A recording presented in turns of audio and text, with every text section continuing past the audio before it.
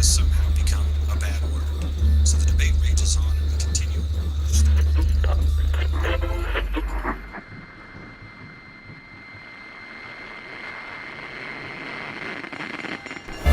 Just like that, it's over. We tend to our war. We count our dead. Black and white soldiers wondering like if this really means freedom.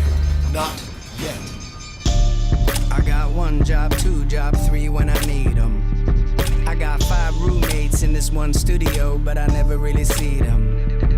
And we all came America trying to get a lap dance from Lady Freedom. But now Lady Liberty is acting like Hillary Banks with a prenup. Man, I was brave, sailing on graves. Don't think I didn't notice those tombstones disguised as waves. I'm no dummy, here's something funny. You could be an immigrant without risking your lives, or crossing these borders with thrifty supplies. All you gotta do is see the world with new eyes. Immigrants, we get the job done. Look how far I come. Look how far I come. Look how far I come. We get the job done. Look how far I come. Look how far I come. Look how far I come. Immigrants, we get the job done. It's a hard line when you're an import, baby boy, it's hard times when you ain't sent for it. Racists feed the belly of the beast with they pitchforks. Rich chores done by the people that get ignored. Ya se armó, ya se despertaron. It's a whole awakening. La alarma ya sonó hace rato. Los que quieren buscan, pero nos apodan como vagos. We're the same ones hustling on every level. Ten los datos. Walk a mile in our shoes. Abróchense los zapatos. I've been scoping y'all dudes. Y'all ain't been working like I do while y'all work ya. It hurts ya. You claim I'm stealing jobs. Oh, Peter Piper claimed he picked them. He just underpaid Pablo. But there ain't a paper trail when you living in the shadows. We America's ghost riders. The credit's only borrowed. It's a matter of time before the checks all come. But immigrants, we get the job done. Look how far I come. Look how far I come. Look how far I come. We get the job done. Look how far I come. Look how far I come. Look how far I come. Immigrants, we get the job. Yeah. It's America's ghost riders. The credit's only borrowed. It's America's ghost riders. America's ghost riders. America's ghost riders. The credit's only borrowed. America's ghost riders. The credit's only borrowed. It's America's ghost riders. The credit's only borrowed. It's America's ghost riders. The credit's only borrowed. It's immigrants, we get the job done.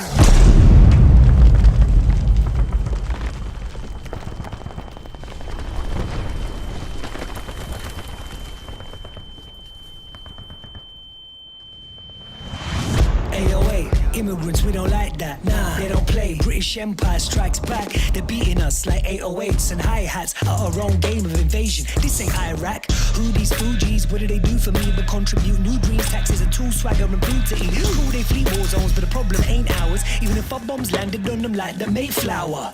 Buckingham Palace, a Capitol Hill.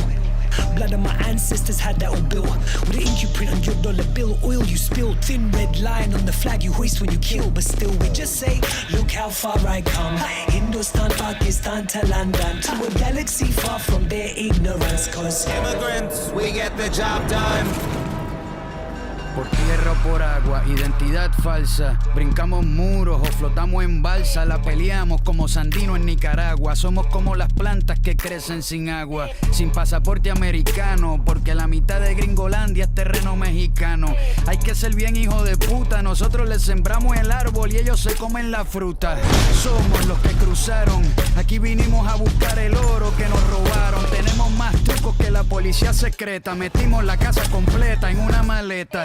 Con un pico, una pala y un rastrillo te construimos un castillo. ¿Cómo es que dice el coro, cabrón? Immigrants, we get the job done. Look how far I come.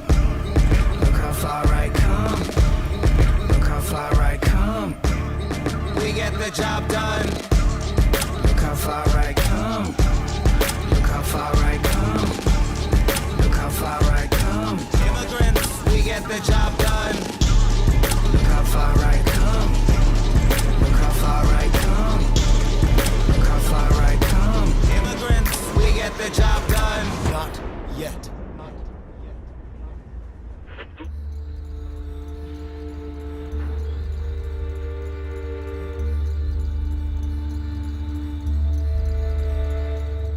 And just like that it's over, we tend to our wounded, we count our dead. Black and white soldiers wonder alike if this really means freedom. Not yet.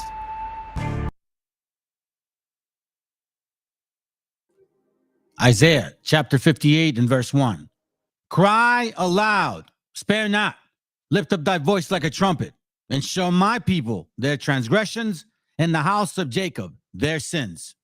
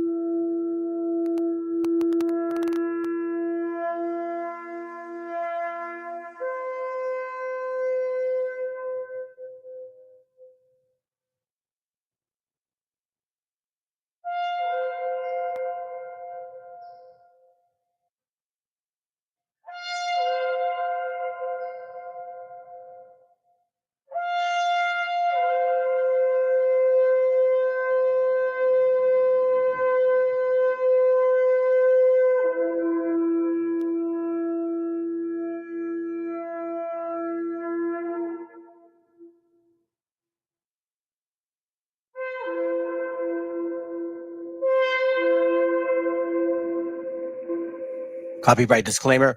This content does not belong to Bible Chronicles or claim this intellectual property. The content provided today has and always will belong to the content owner.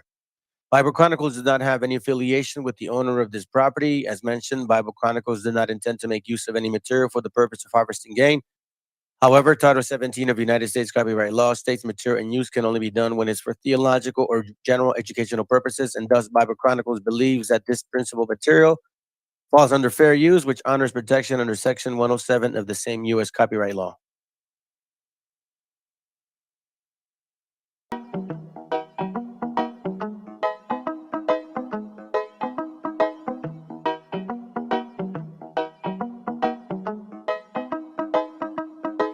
Quiero pensar, pero no puedo, no. El ruido en la ciudad está consumiendo, Quieren pensar, sin ni siquiera estar al mando. Tanta publicidad subliminal te está matando. Les cuesta decidir por sí mismos cuál es su mando. Publican sonrisas con el corazón llorando. Quieren brillar,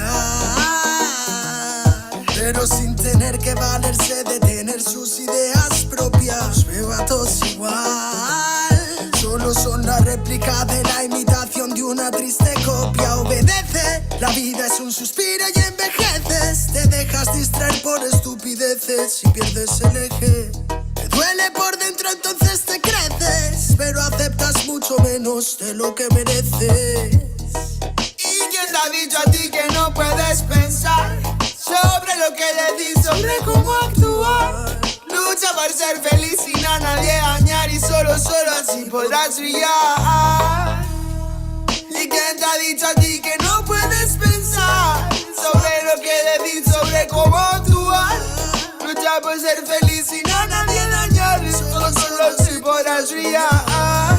Conserva tu juicio y tu intuición, más activos que el que lucha por lo suyo y no se rinde. Yo ya sé bien cuál es mi misión, y es contarte que el mal por su propio pie pronto se extingue. Ven, no caigas bajo su control, pues por la televisión es normal que mal lo pinte. Tú mantente firme en conexión con la fuente de creación, vivirás siempre de fin de. Dios abre los ojos, dime lo que ves. A tus propios hijos matándose por billetes. Niños por cada 2 por 3. Pa' unos es bendición, con otros por su causa pequen. Y yo que intento ser un ser crístico, voy bendiciendo hasta los diablos. Piensan que es cierto el mensaje típico. Dicen que invento lo del engaño, y mientras lucho contra mis errores, demonios escucho, me ofrecen soluciones. Pero sé que hay un ángel que quiere que mejore. Me dice haz un trabajo interno antes de que lo ignores, antes que otra vez llores y se llenen los mares de pena y de dolores, ya que en mi mente no caben. La paz no va en un sobre, somos algo importante. Nunca te revelaste y por eso no lo sabes.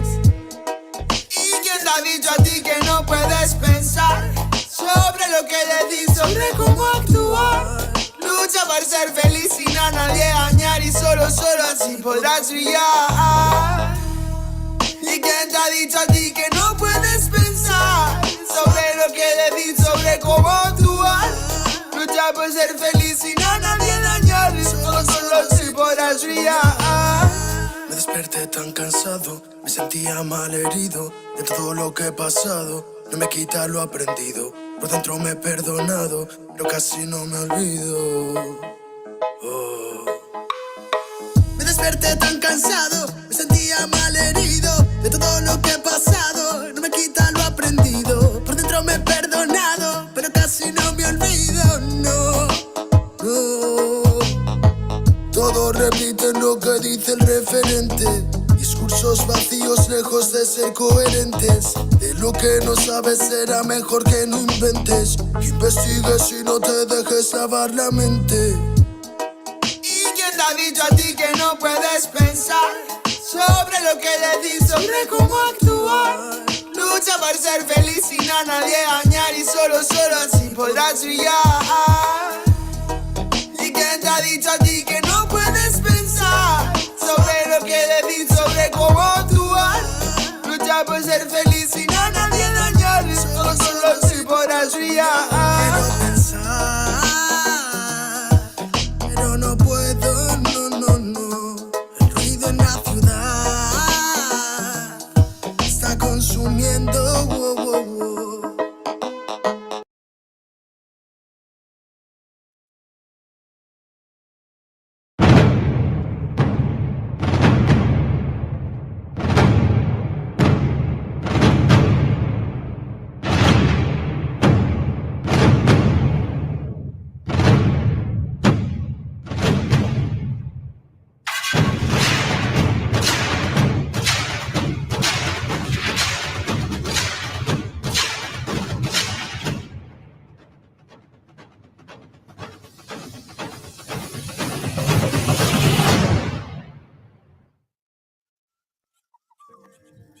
Hey, shalom, fam.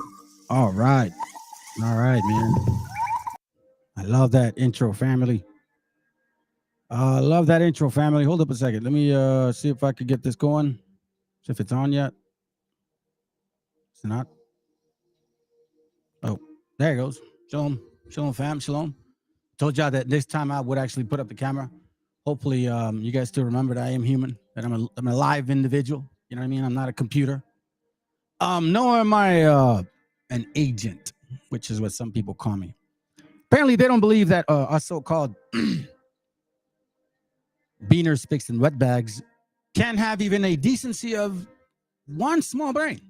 So for them, it seems kind of impressive that I even know how to read, I guess. So their only option would be to say I am on the other side of your team. So anyhow, listen, fam. Here, let me put this on real quick, and then I'll go back to the camera regular. All right, so I'm gonna do something different today, and more likely, I'm going to continue doing classes that way. All right, as you know, you can tell by me, maybe if you've been watching this channel for some time, because it's our channel, not just mine. I always try to improve. I know, and everything I can, I try to better myself, whether it's work, class, whatever it is, even myself, obviously in the spiritual walk. So what I'm doing today is I'm going to do a PowerPoint presentation, because I think it's going to allow you to see what I see, because I'm already doing the time of taking notes and all that stuff, right? So, and I've never done PowerPoint, so I seen my wife do it, and then I just said, you know what, let me try it out. And I realized that because of so much of this practice that I have, and I was already doing Word, PowerPoint is actually faster for me. It allows me to put my classes together in a quicker manner. So today I'm going to do one like this, and hopefully, you know, based on my responses from you guys, if you think that, you know what, I like that, it's clean, it makes more sense, please let me know. I would love that if you guys share that, because then again, I'm only available. I'm only able to grow if I'm also able to show. And I'm only able to show if I'm also able to apply. You get what I'm saying? So if I'm talking about order, discipline, bettering yourself and all that, and you don't see our channel grow, my teachings improve, or my presentations develop, then obviously there's something going on. So as you know, in this walk, there's either progression or regression. There's no in the middle. There's no such thing as being idle. If you're idle, that means you're falling. It's that simple. And in this walk is the same. So with that being said, as you guys know, the title, I mean, I technically had an awkward title. I couldn't really name it because obviously it's more than just what I'm showing. So, you know, obviously you guys see this thumbnail. It says Swarthy Pete. Have you guys probably heard of it? Now, I heard of Swarthy Pete in 2019 through the camp I used to go to. But the way that I learned about him was not what I learned about him now.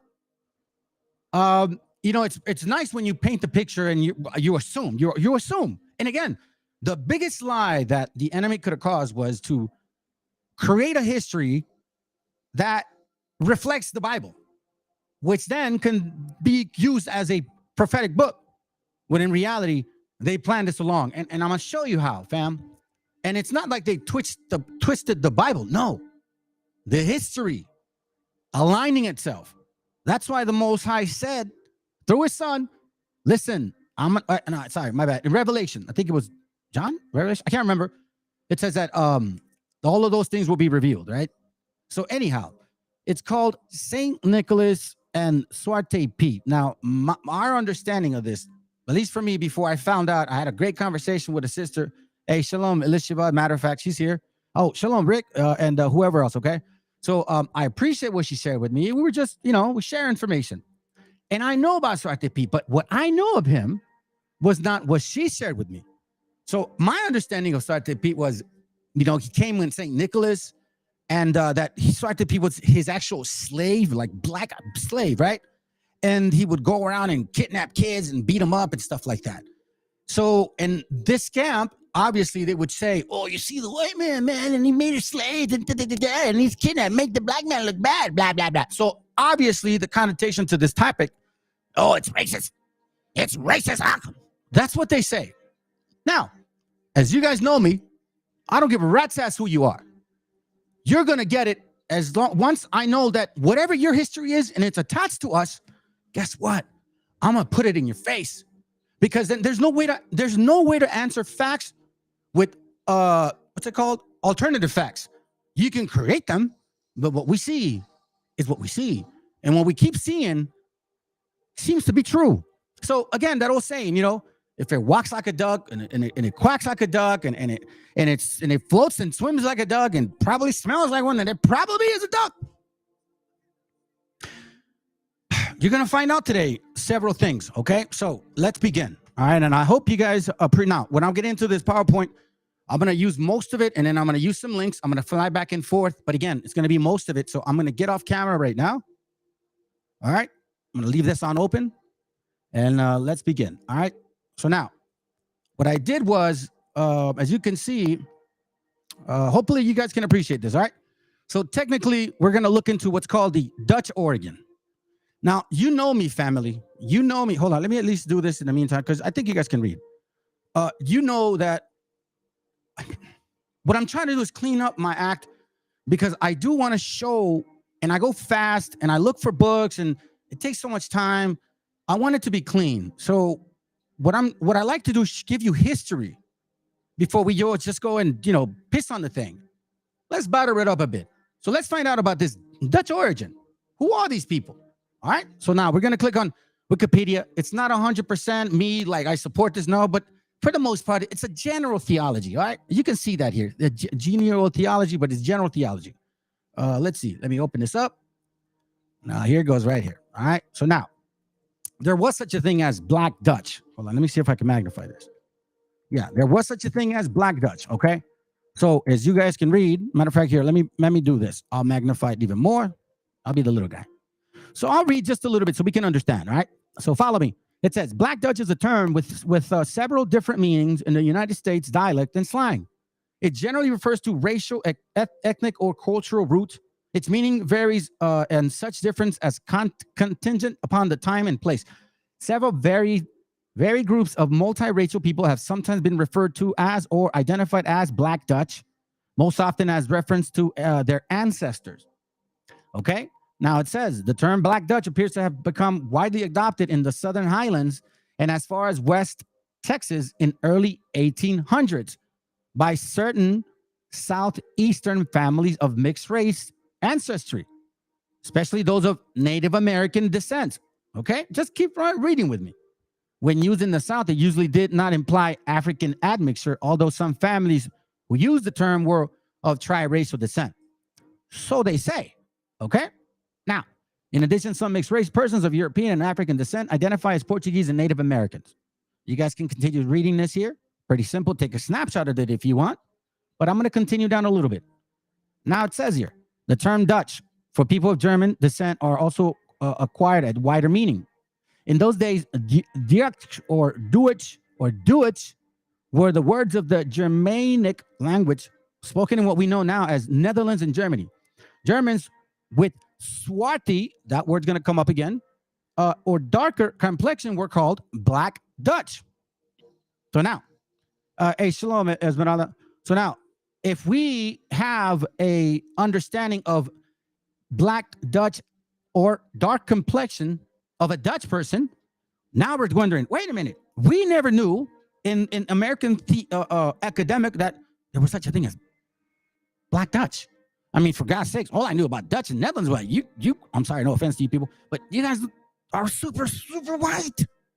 So to me, this was very surprising, right? And I know for the most part, and Alicia, I do want to share, this, that I didn't know about dark people of Dutch origin, but I didn't know the Swarthy story. So I'm so happy that you brought that to my attention. I appreciate that. I'll praise the Most High for that one.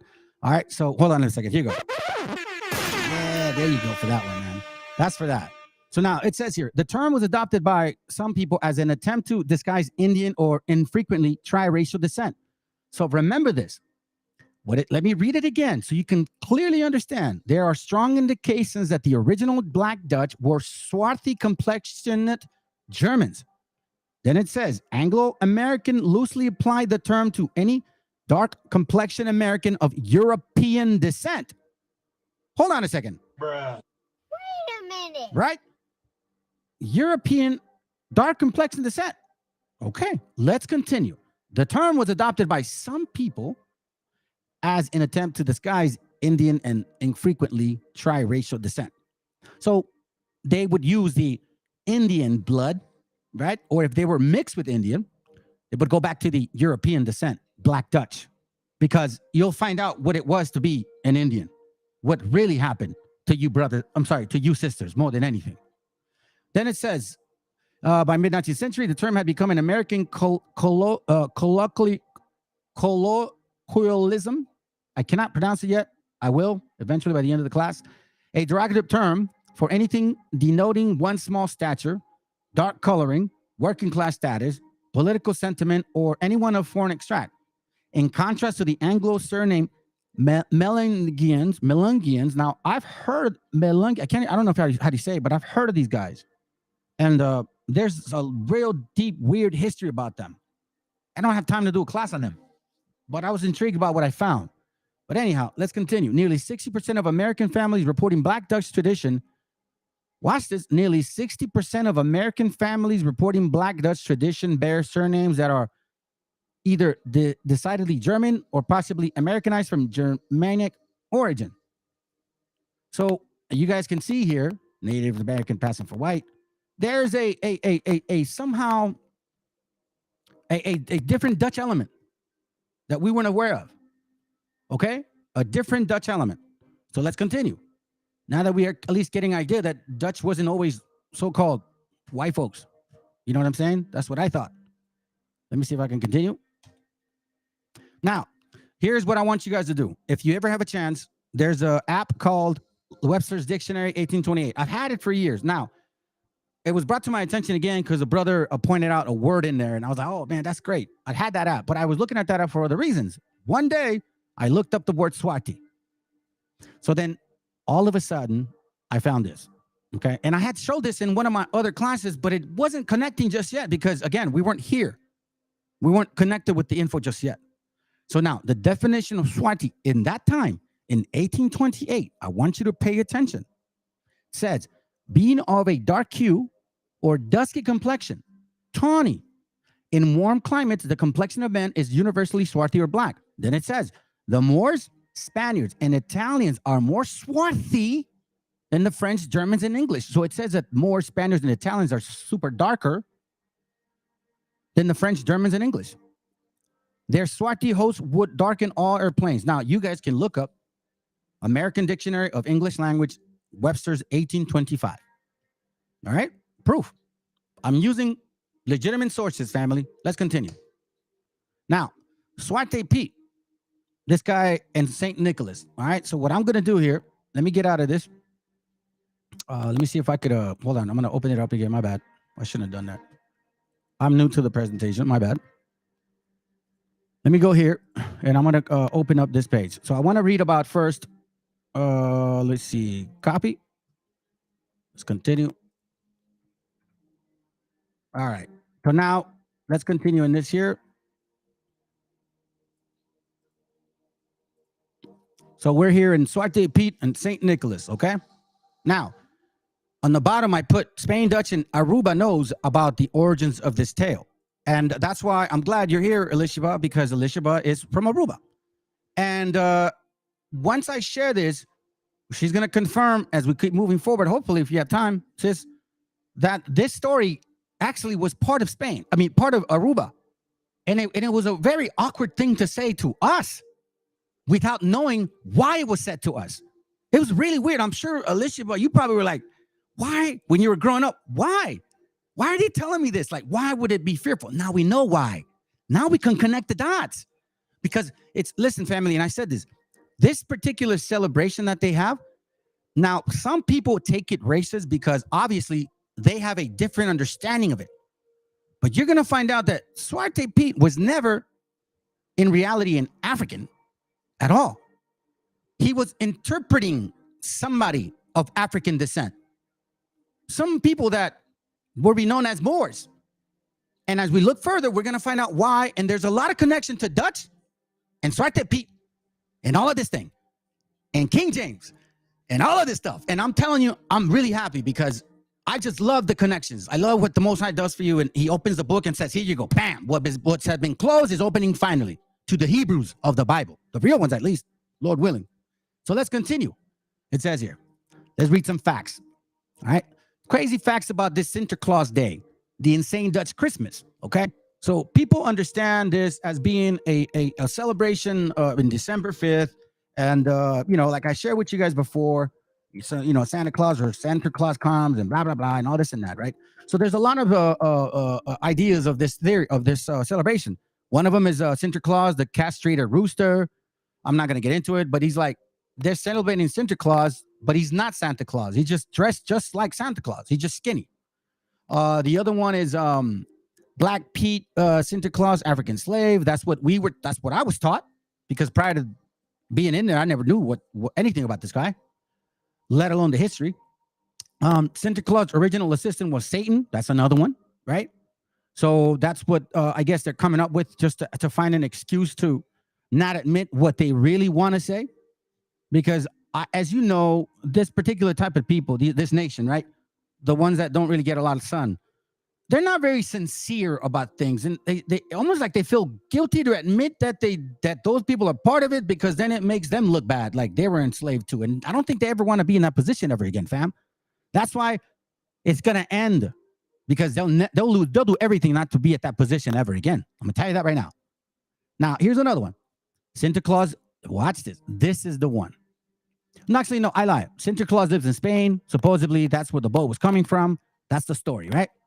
Now, you can believe it. Yeah, whatever. Parents leave Black Pete's bottle of beer. That's another one. But this one's the one that I wanted to read to you guys. Black Pete beats children up in a burlap sack.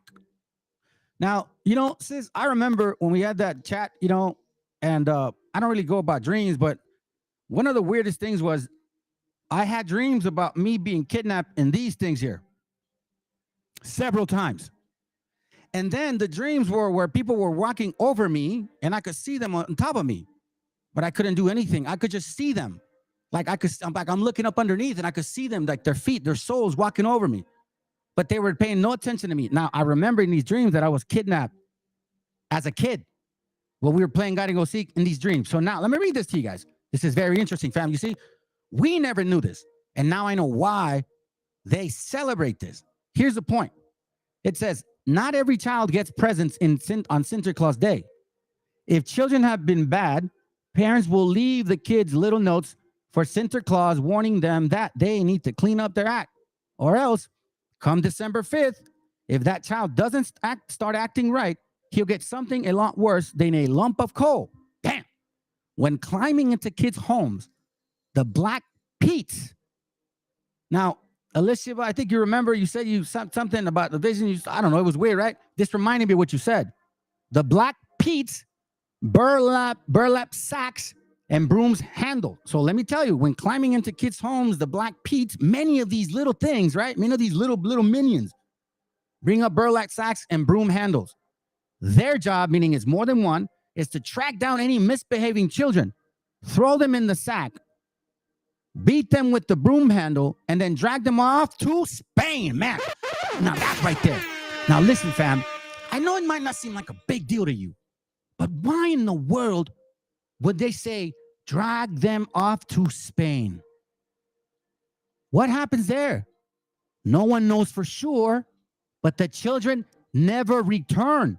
Of course, parents never actually have their children beaten and shipped to Spain, but they can still leave kids with bad presents. If a child misbehaves, the parent can leave the room, blah, blah, blah, blah, blah, blah. Now, look, in Aruba, that's exactly what our sister grew up with.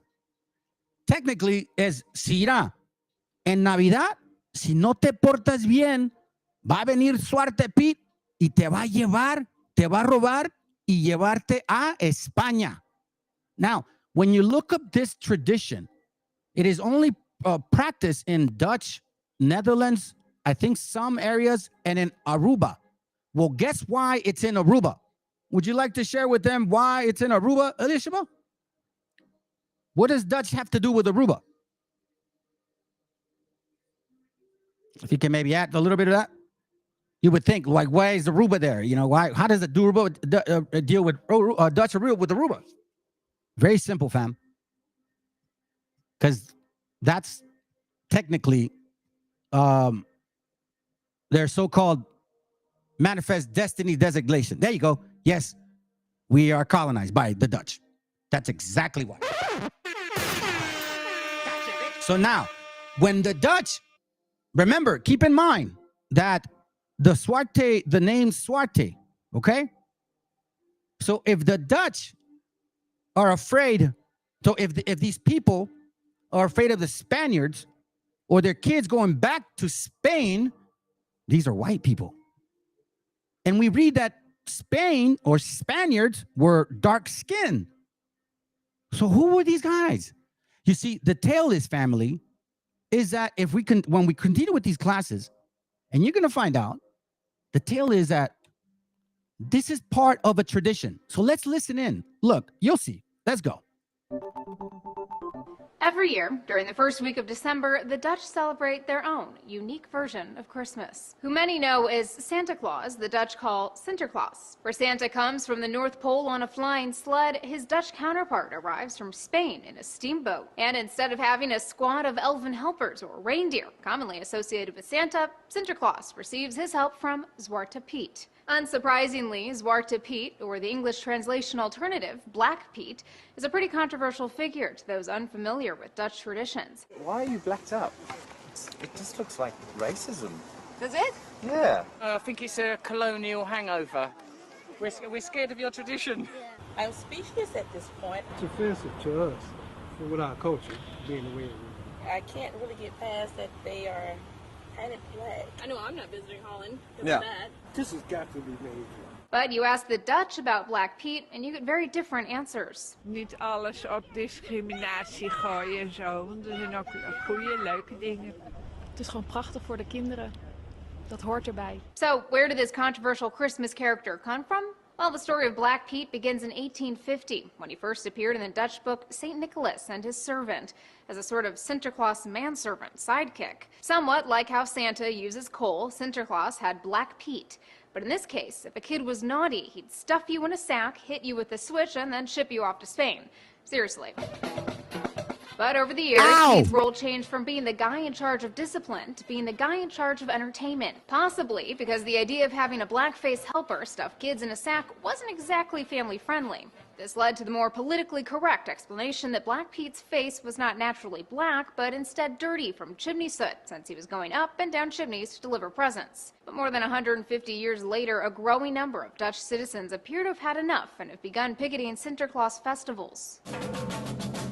A United Nations panel challenged the Dutch government to reconsider the custom in 2013. But this year, a lower court decision that would have allowed festivals, including Black Pete, be put up for review for negative stereotypes was overturned by the Netherlands' highest court. Theories for why the Dutch don't want to give up on the tradition of Black Pete range from cognitive dissonance, where the brain filters out information it'd rather not know, to ignorance on how big of a role the Netherlands played in the 17th and 18th century slave trade. The most prominent supporters of Black Pete are members of the far-right anti-immigrant Dutch Party for Freedom, who this November proposed a law that would protect Black Pete's identity, while of course dressed up as Black Pete. But changes are slowly being made to the Sinterklaas helper nonetheless. A white Pete appeared in this year's annual Sinterklaas Journal, and some Petes are using ash on their faces to more accurately represent chimney soot. But for now, it seems those for and against the Dutch tradition of donning blackface to represent Zwarte Piet will continue butting heads for years to come. For Newsy, I'm Elizabeth Hagedorn. Multiple sources, a broader view.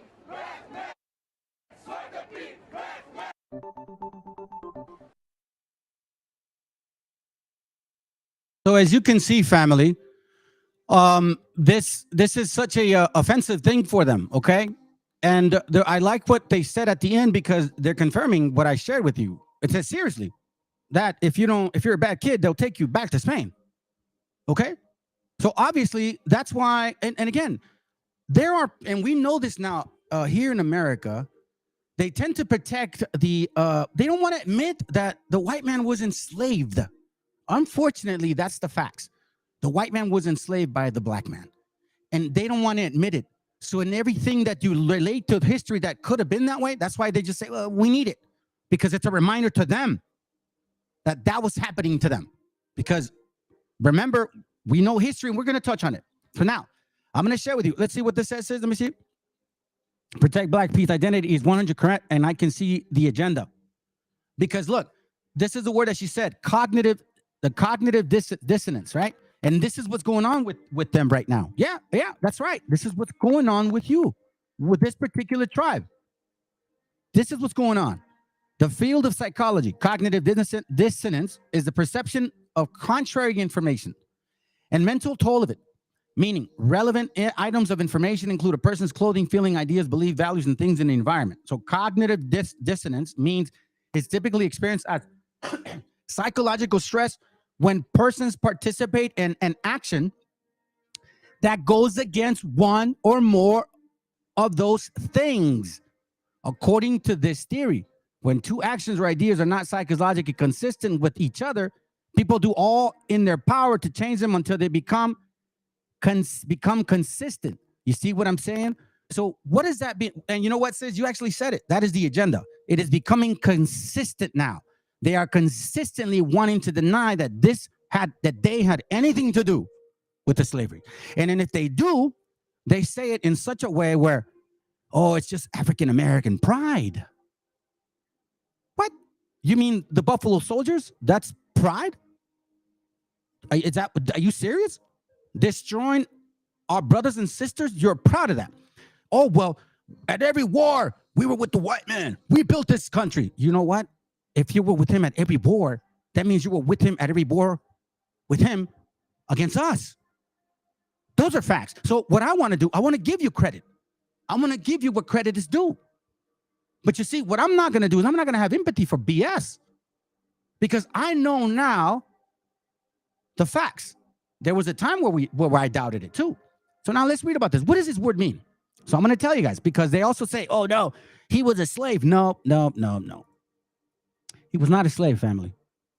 He was this word is a Dutch word, Natch, you saw that in the name of the book, right? That's the name of the book. What's his name?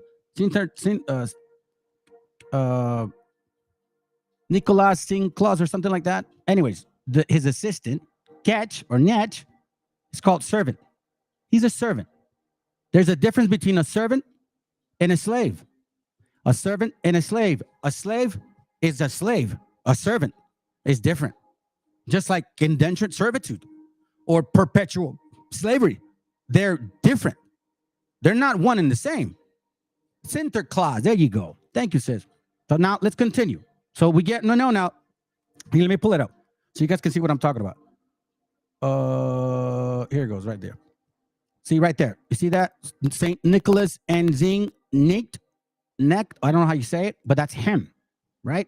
His servant. Saint Nicholas and servant. Okay? That's what it means. Not slave. And remember, that was a story, but it wasn't a real necessarily story like that, but it was a real story. And we're going to see it right here. Now, before we go further, I want to share this with you guys. Something that was brought to my attention a long time ago, and I just kind of saved it. I looked for it again, and I found it.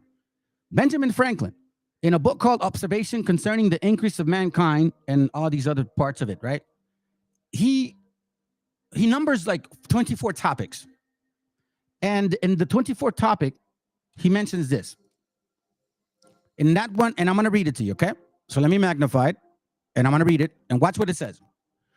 Which leads me to add one remark, that the number of purely white people in the world is proportionally very small. All Africa is black or tawny. Asia, chiefly tawny. America, exclusive of the newcomers, wholly so. And in Europe, the Spaniards, Italians, French, Russians, Swedes.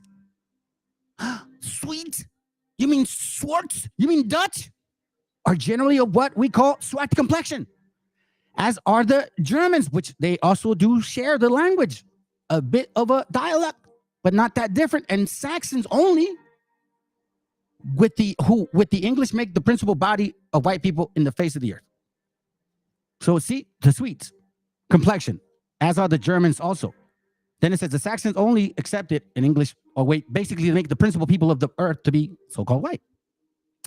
I could wish their numbers were increased. I could see that. Why not? I would feel the same way.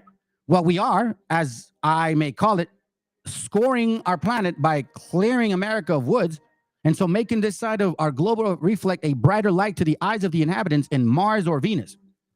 As you can see, that's masonry. Why should we, in the sight of superior beings, masonry again, darken its people? Why increase the sons of Africa, Wabos, if you use this source and then you run from it? You use it and then you run from it, the fact that you are from Africa. Make up your minds. By planting them in America, where we have so fair an opportunity, by excluding all blacks and tawnies, of increasing the lovely white and red. Now, some people say white and red means the white folks. Some people say them and us. But perhaps I'm impartial to the complexion of my country, for such kind partiality is natural to mankind, which basically says, well, yeah, I mean, obviously I'm going to favor my people because it's just common sense that people favor their people. But listen to the statement. These Dutch, this is, remember, Benjamin Franklin. You guys don't forget who this guy is. Okay? So now I'm going to show you this real quick. Let's move on. So now I wanted to bring this up because all of a sudden the Dutch bring up their apology.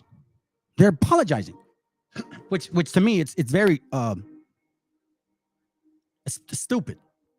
But society has created such a big, I should say this, a particular people that we're finding out that loves to go to Walmarts and McDonald's and CVS's and Amazon warehouses and just take shit. Excuse my language. Take stuff. There's an agenda being pushed by them. Trust and believe. So now these guys, listen to very clearly how they're speaking. And the girl on the right, and one woman pauses I'm not going to pause the video. Just pay attention, fam. Pay attention to what they're saying. And I'm going to continue pushing through. Let's go. Prime Minister Mark Rutte has apologised for the role that the Netherlands had in slavery. Mr Rutte also said that slavery must be recognised in the clearest terms as a crime against humanity. He said slavery caused, as he put it, untold suffering for untold numbers of people, which continued in the lives of people today. Well, our correspondent Anna Holligan joins us from The Hague. And Anna, we saw in the last hour that apology being made, but obviously not without controversy.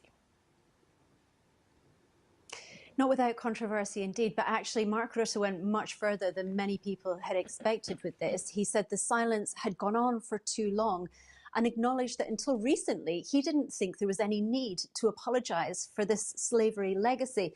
And what we heard today from him speaking inside the National Archive, surrounded by this history, which he said you can't argue with the facts, he said it was a painful, ugly and downright embarrassing time. This slavery system amounted to a crime against humanity. And he went into some of the numbers as well, which really give you an indication of just how horrific this was. So he talked about between 1814 up until slavery was abolished he said by 1814, more than 600,000 enslaved Africans had been shipped in deplorable conditions, wrenched from their families by Dutch slave traders. He also mentioned in Asia, between 660,000 and over 1 million people were traded by the Dutch East India Company. And all of this, of course, was mandated by the Dutch government, which is why Mark Rutte has taken these steps to apologise today. But you mentioned the controversy. A lot of people in the affected communities, the descendants of the enslaved, had asked for him to apologise on the 1st of July 2023, which will mark the 160th anniversary of the Dutch Emancipation Act. Yeah, and yet here we are in December, so that's one thing that's upset people. The other question around all of this is reparation. Any kind of mention of that or decisions around that?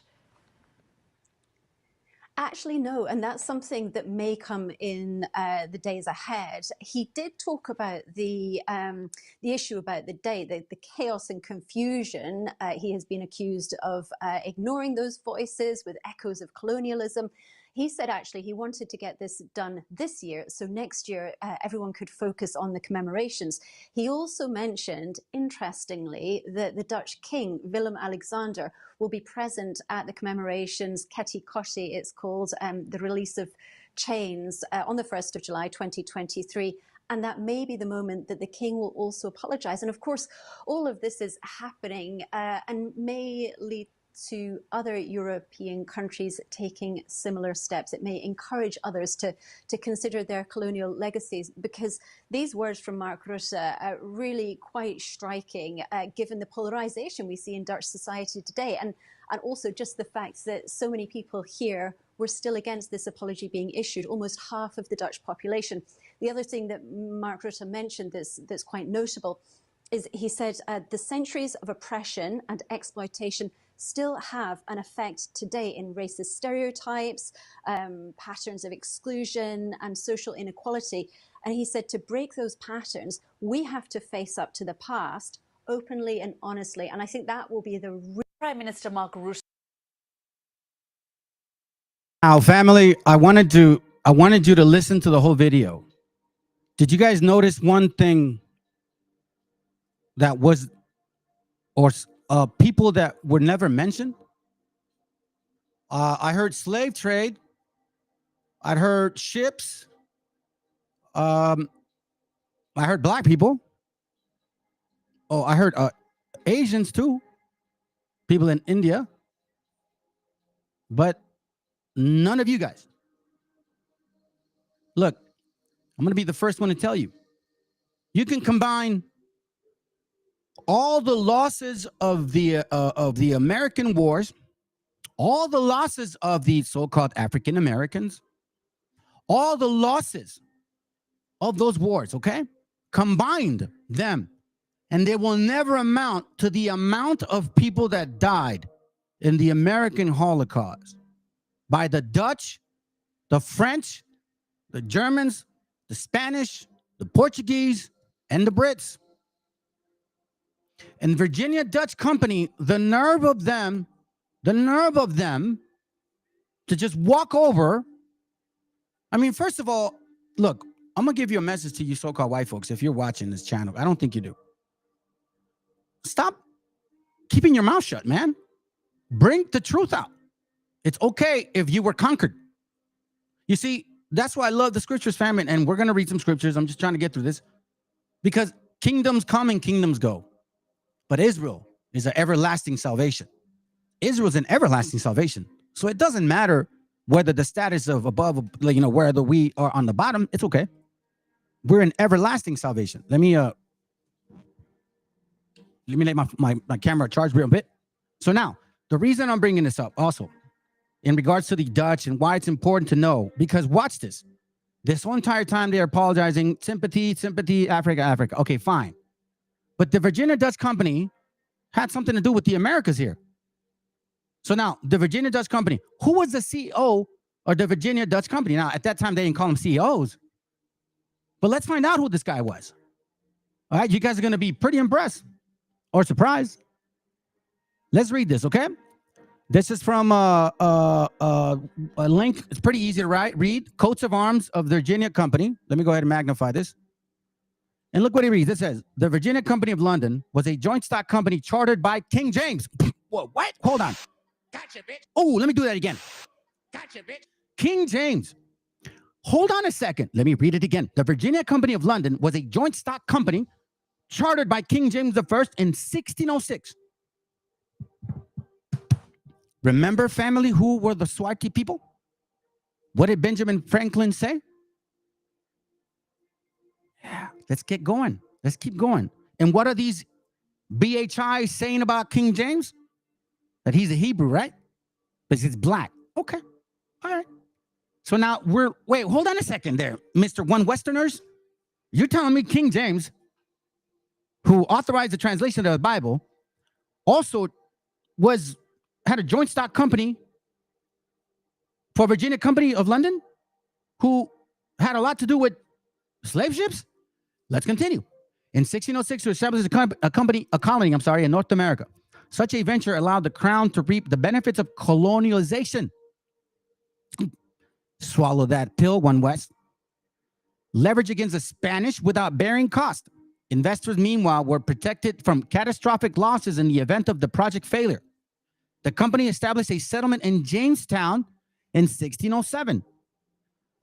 Over the next 18 years, the Crown granted the company 2 new charters, democratizing its governance and reforming its financial model. That began as an enterprise of investors seeking dividends, such, he's talking about money, right? But as you can see, let me read this. By 1618, the company had found a way to use its most abundant resource, land, to attempt settlers to pay their own passage from England to the colony, which is what's called headright program. I'm not going to talk about it in this class. I'll bring it up later. I've done it before. After revival, to pay the company a quit rent or fee to use the land.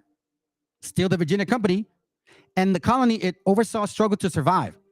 You guys can see. Watch this. Disease, mismanagement, Indian attacks, and factionalism in London all took toll until 1623. So we know now that King James had a joint stock company with Virginia Company, right? Okay, let's continue. Now, one thing I want to show you, King James, and I did a class by this before, so I want to make sure that you guys understand who this guy is. See, everybody thinks that this guy is a so-called Hebrew Israelite, okay? Now, I have a book here, and I bought it by curiosity, so-called Lee Cummings. So Lee Cummings, he's a Fopi writer and all them fools, right? If you read this book, it's just all over the place. But I like that, it says here, out of the abundance of the heart, the mouth speaketh, right? You that are wise, understand, discern information. And don't go and say, oh, the majority. Oh, anyways, this guy's well abstract and then he wants to bring the Bible. Very silly, but I don't care about it. So this is so-called King James. All right. As you can see, right? That's the one that they say, look, he's King James. He's black. He's black. It's my people. Okay, cool. Sounds good. I want to point something out before I get to other places. You see this? That's a cross. Okay. I just want to point that out. You see this here? That's a cross. I just want to point that out. Now, you see this here? That's a sphere. And that's not of the Bible. Now, I want to point this out. It says here, James, by the grace of God, King of England, land France, and Ireland. Here's the thing that I'm looking for. There we go. Bruh. Watch this. Who are you? Gotcha, bitch. We got you. Now, check this out. Red seal of King James VI, which is his son. And he has the seal right there. You see the horse and the person, right? If you have the book, you can actually see it better of the picture. But in this case, the horse is looking to my right, and there's a gentleman riding it with a sword in his hand. Okay? That is the seal of King James' family. This is an image of a black King James VI of Scotland with his 1611 translated book, Bible. Take a close look at the black hand that is flipping the pages of the original, blah, blah, blah, whatever. Okay, he's talking about this right here. Look at the head, look at the black hand. It could be a glove, but who knows? Who cares? All right, whatever. All right, so now watch this. We're going to find out what this is. Let's find out what this is. When I started looking at that stuff, I'm like, I've seen it before. See, there it goes right there. Now, mind you, this guy has crosses on him. And I don't know why that doesn't matter to them. So this particular cross right there, right? Pay attention to, if you can see it, just pay attention to it. While you're looking through it, take a snapshot of it. If you can magnify it, that would be fantastic. Because what I'm going to do now is I'm going to bring out this particular material, and I showed you guys this before. Now, I'm not sure if anybody understood what I was sharing with y'all, but you have to be mindful of these facts. These crests have everything to do with family lineage, okay? So, for example, you know, like the standard, you know, the flag, or like, you know, the tribe of Judah. So people, like sometimes you drive to people's homes and they have their last name in front of their home. It was very common to have these crests, okay? And a lot of these people that they claim to be so-called our people had these crests. But you see, these crests wasn't necessarily what we find. This is what we find. And this is from a book that I showed you guys before. It's called the Royal Book of Crest, Great Britain and Ireland, Dominion of Canada, India, and Australasia. Okay. What is it, sis? Put the screen. Let's see. Romano, put the screen of the picture where the cross of the head shows to make. Yeah, go ahead. Hold on. Let me get it. This one. Look at that cross. This is important material because they tend to miss this. That cross is like literally in their face. Remember, in Judith 5, it says that the Most High don't roll with us if we're not keeping the commandments. All Israel. Not some of us, all of us. After 70 AD, that's it. It's over. You as a tribe cannot individually, you can't run shop no more, man. We went in slavery together, we go into kingship together. You can't have one or the other. That's just a fact. Okay, so that's all bull. Anyways, so at least you see these crests, you see these lines, you see these horses. Okay, cool. In this book, this is what, hold on. In this book, we find this interesting thing. So you see this here, right? The same crest that he has. So now watch this. In the same book that I showed you, we have this. They look alike, don't they? They look alike to me, right? They look alike to me.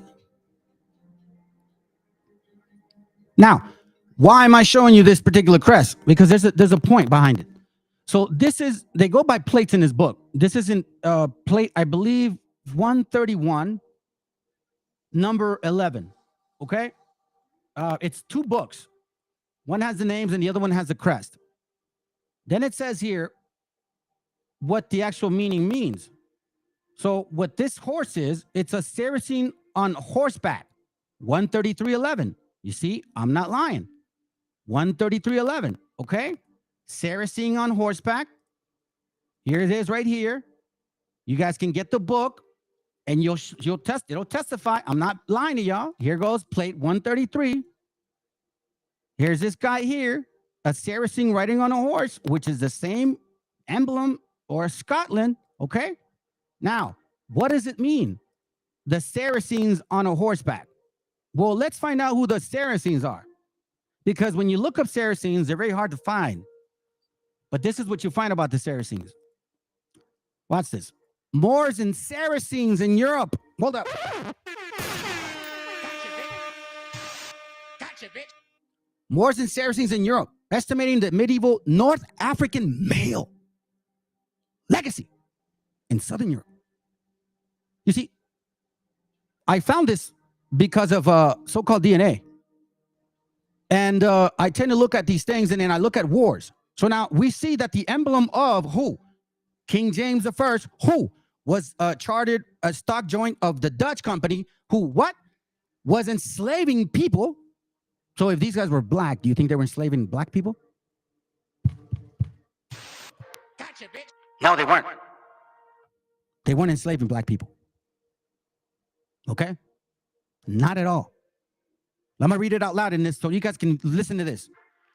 To investigate the male genetic legacy of the Arab rule in Southern Europe during the medieval times, we focused on the specific Northwest African haplogroups and identified evolutionary close to STR-defined haplotype in Iberia, Sicily, and Italian peninsula.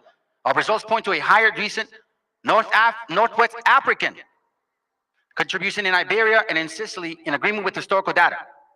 You see this, family? If you continue, it says Italian regions known to have experienced long-term Arab presence shows an enrichment of Northwest African types. Once again. I'm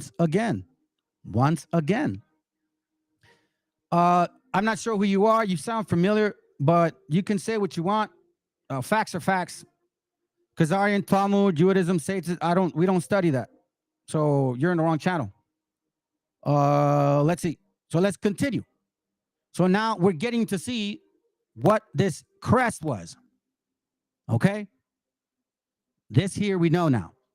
This is a crest that matters to them. So you can tell that, or are you going to tell me that King James is not a North African Saracen? You can't tell me that. Now, I want to show you this. Partis sequitur ventrum. Partis sequitur ventrum, okay?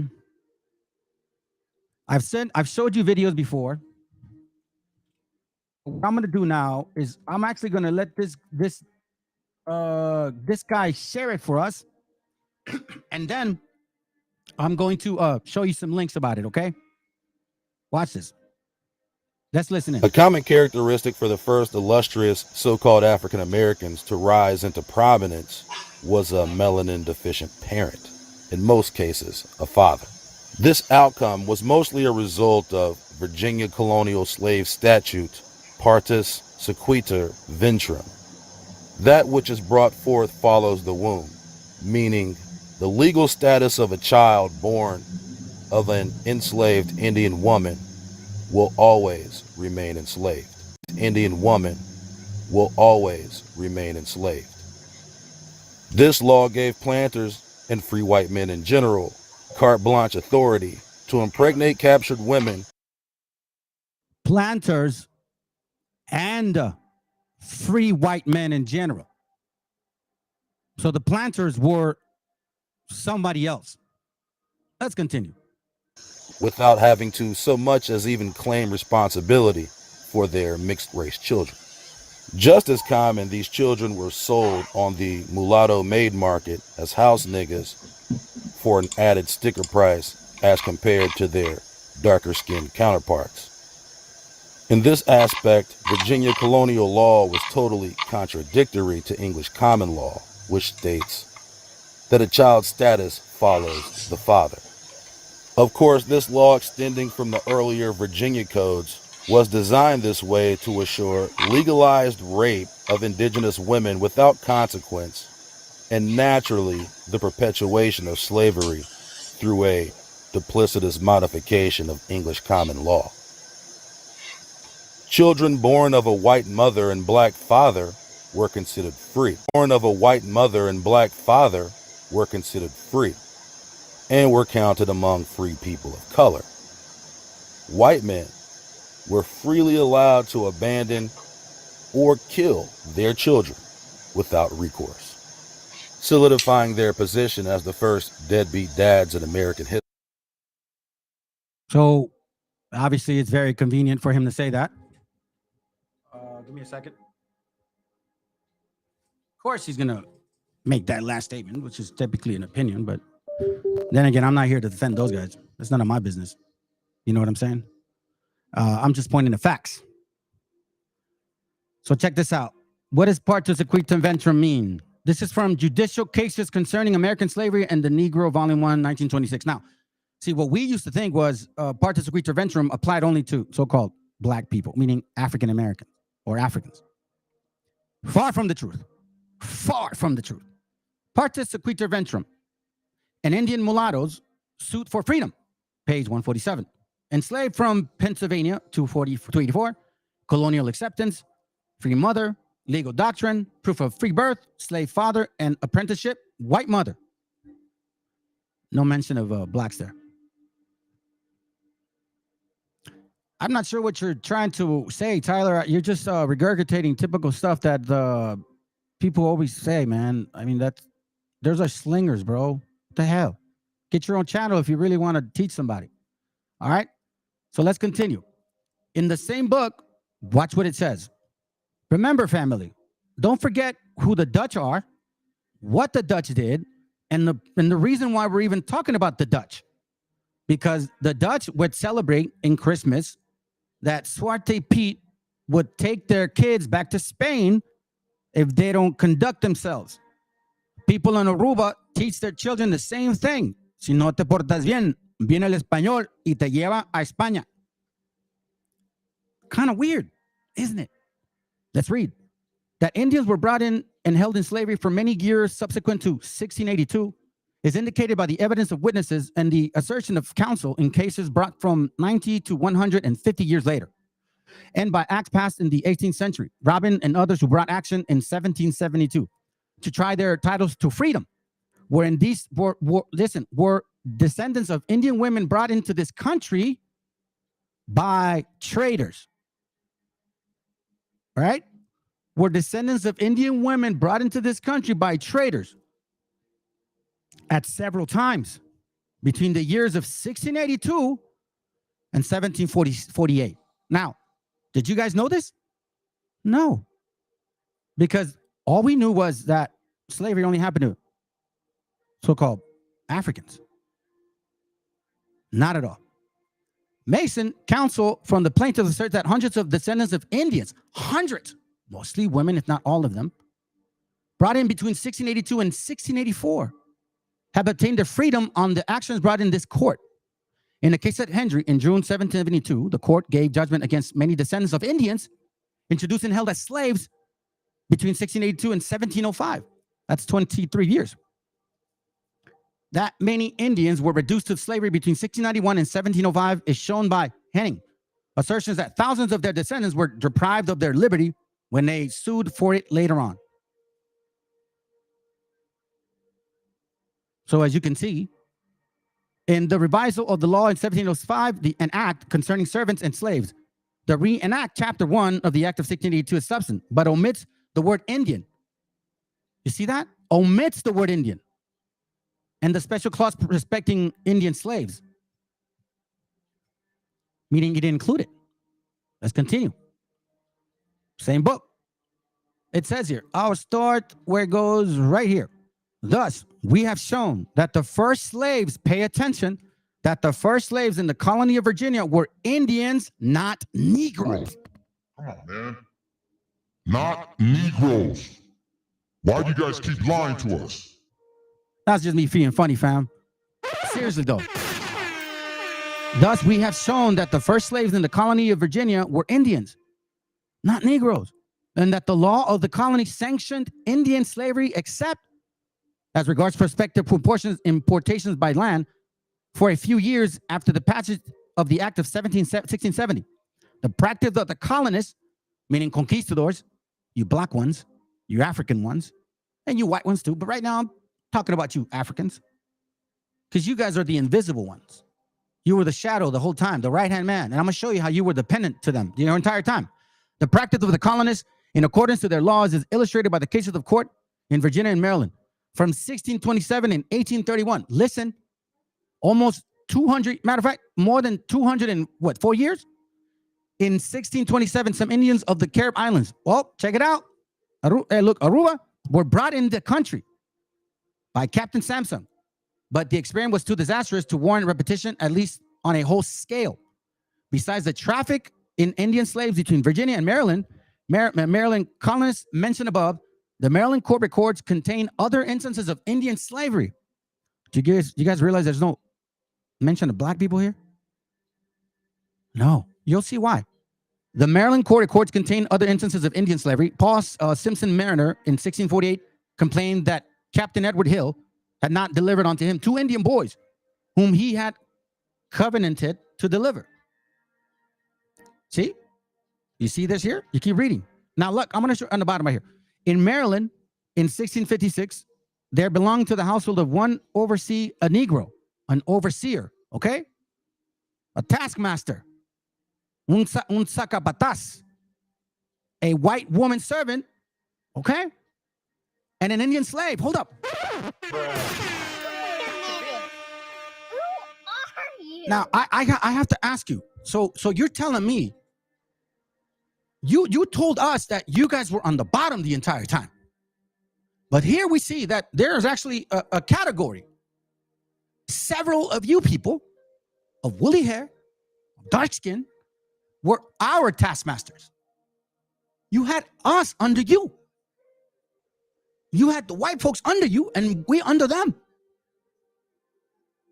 The real people that went through the slavery, perpetual, was not you. Let's continue. And Tyler, again, I don't know what, I'm not trying to diss you, brother. I don't know what you mean. I don't know what you mean. Bloodline, all these started slavery. I'm not sure what he's saying. Are you agreeing with this? Or are you disagreeing with it? Are you saying this is a lie? You're saying it's not true? Ah, yeah. There you go. Here you go, brothers. Appreciate you, man. You see, we like honesty here. That's all we care about. I don't care who you are, what you look like. If you had something to do with slavery of my people, you're going to get it. Because I know people that look like me almost were doing it worse to us. But I know they're not hinted. But anyhow, I appreciate what you said because it's true. I'm glad you say that because that's what's keeping the truth from being exactly. The truth is in the blood.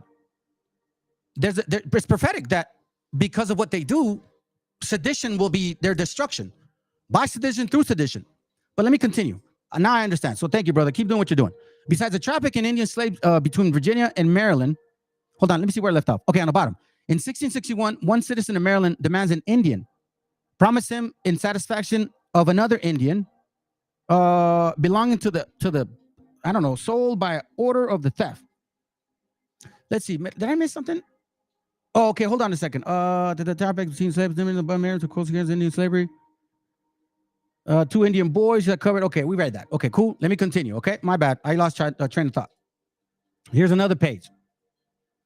All right, this is on the bottom. Watch what it says. In the later history of Indian slavery in Virginia, it is the female Indian slave who is prominent. Let me read it again.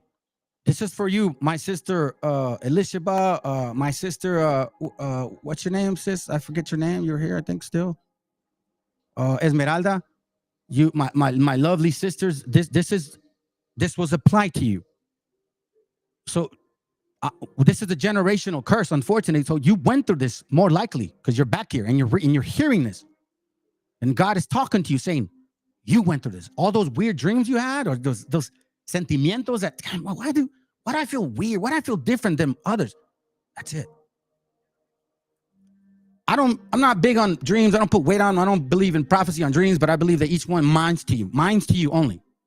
And to me, this whole kidnapping and the type of sex and I would always have the dreams around Christmas. I'm just telling you, family, it's weird. Anyhow, it says, it is the female Indian slave who is prominent and as the ancestress of slaves petitioning for freedom. You guys seeing this, man? In the later history of Indian slavery in Virginia, it is the female Indian slave who is prominent as the ancestress of slaves petitioning for freedom. So who was the women that were going through slavery more than any other women? It wasn't Asian women. It wasn't African women. It wasn't white women. It was you lovely sisters of ours. That's why they want this 12-track chart in your face. That's why when you see this, look, I'll show you. This is interesting. I wasn't even thinking, this is a side point. The Most High probably wanted me to show you guys this. I'm not sure why, but I'm going to show you something real quick. Where are you? Hold on. Let me see if I have it. Give me a second. I think, is this one here? Hold on. No. Hold on. If I take too long, I'm not going to do this to you guys. But these camps, I'm not going to do it. You see these camps? They're always bashing on their black women. They're always bashing on them. Always.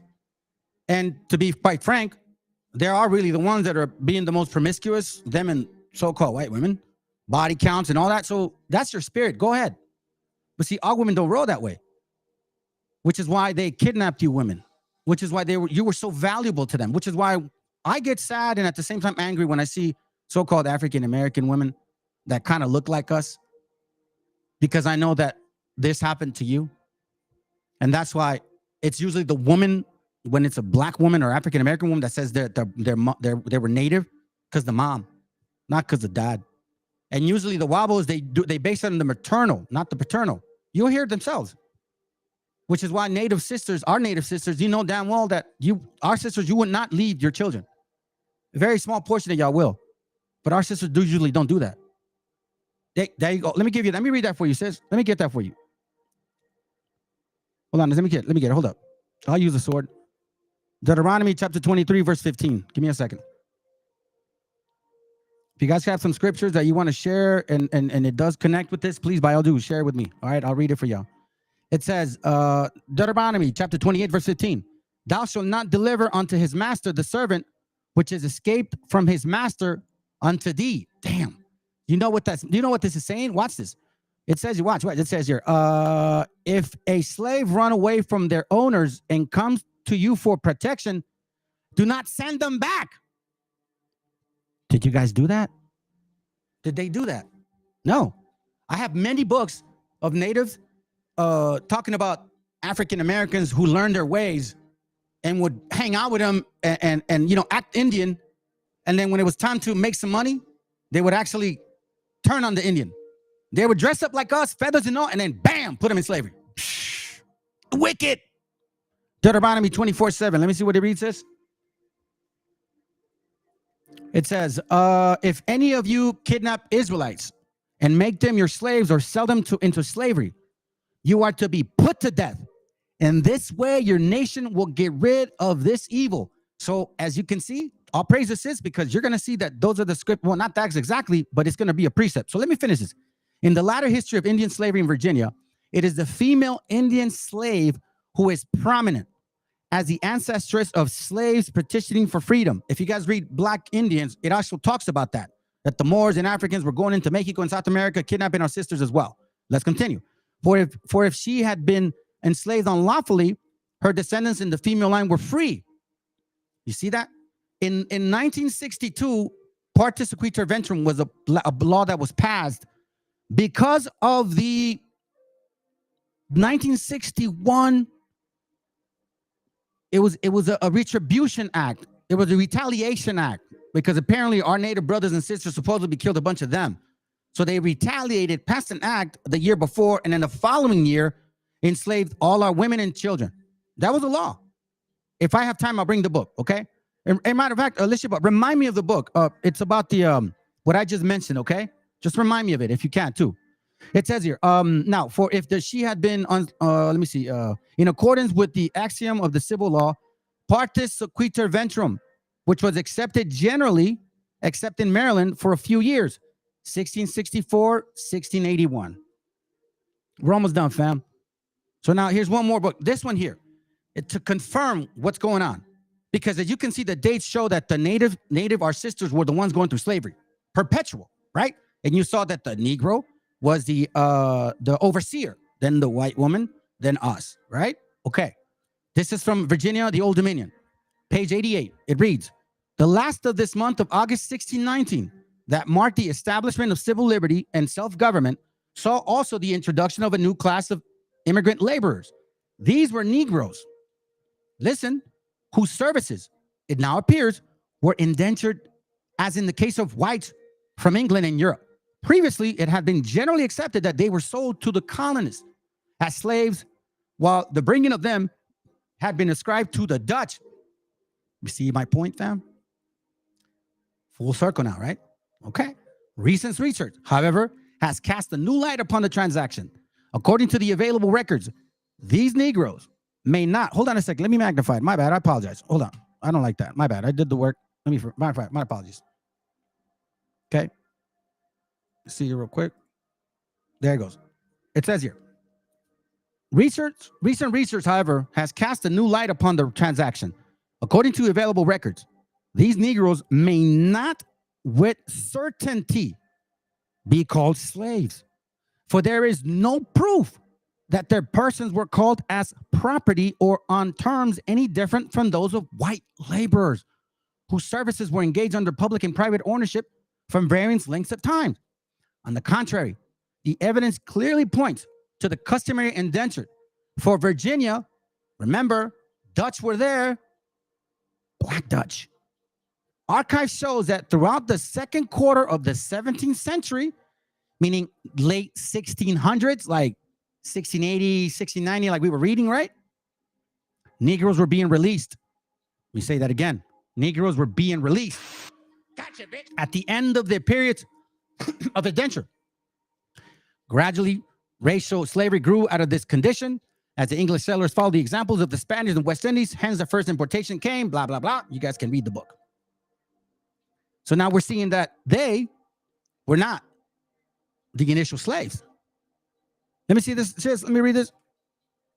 But hermano, they will say with these texts that we natives enslaved people.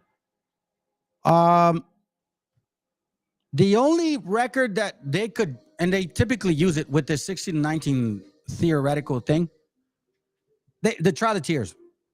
That's it. That's it.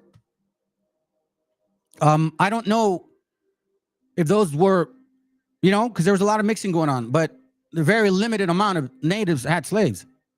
Comparable to the white and black folks, it doesn't even compare.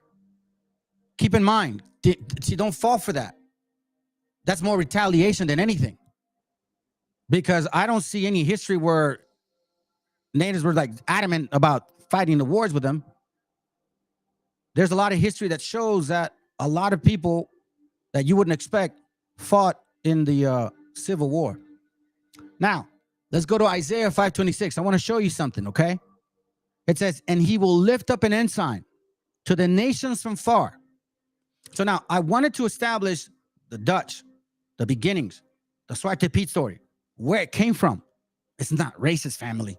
Those people are just trying to remind themselves. Don't go back to slavery. And that's why we know now that in Aruba, they practiced it, no wonder, because they were in Aruba. And now we see that Dutch and Virginia have a lot in common. And then we find out that partis sequitur ventrum was all about against us. And you're going to find out who passed that law. Yeah, it was King James. King James, not the one that authorized the Bible translation, his son, I think his grandson, he authorized partus sequitur ventrum.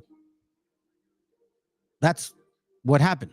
That's why I wanted to show you the records so you can connect them yourself. Isaiah chapter 5, verse 26.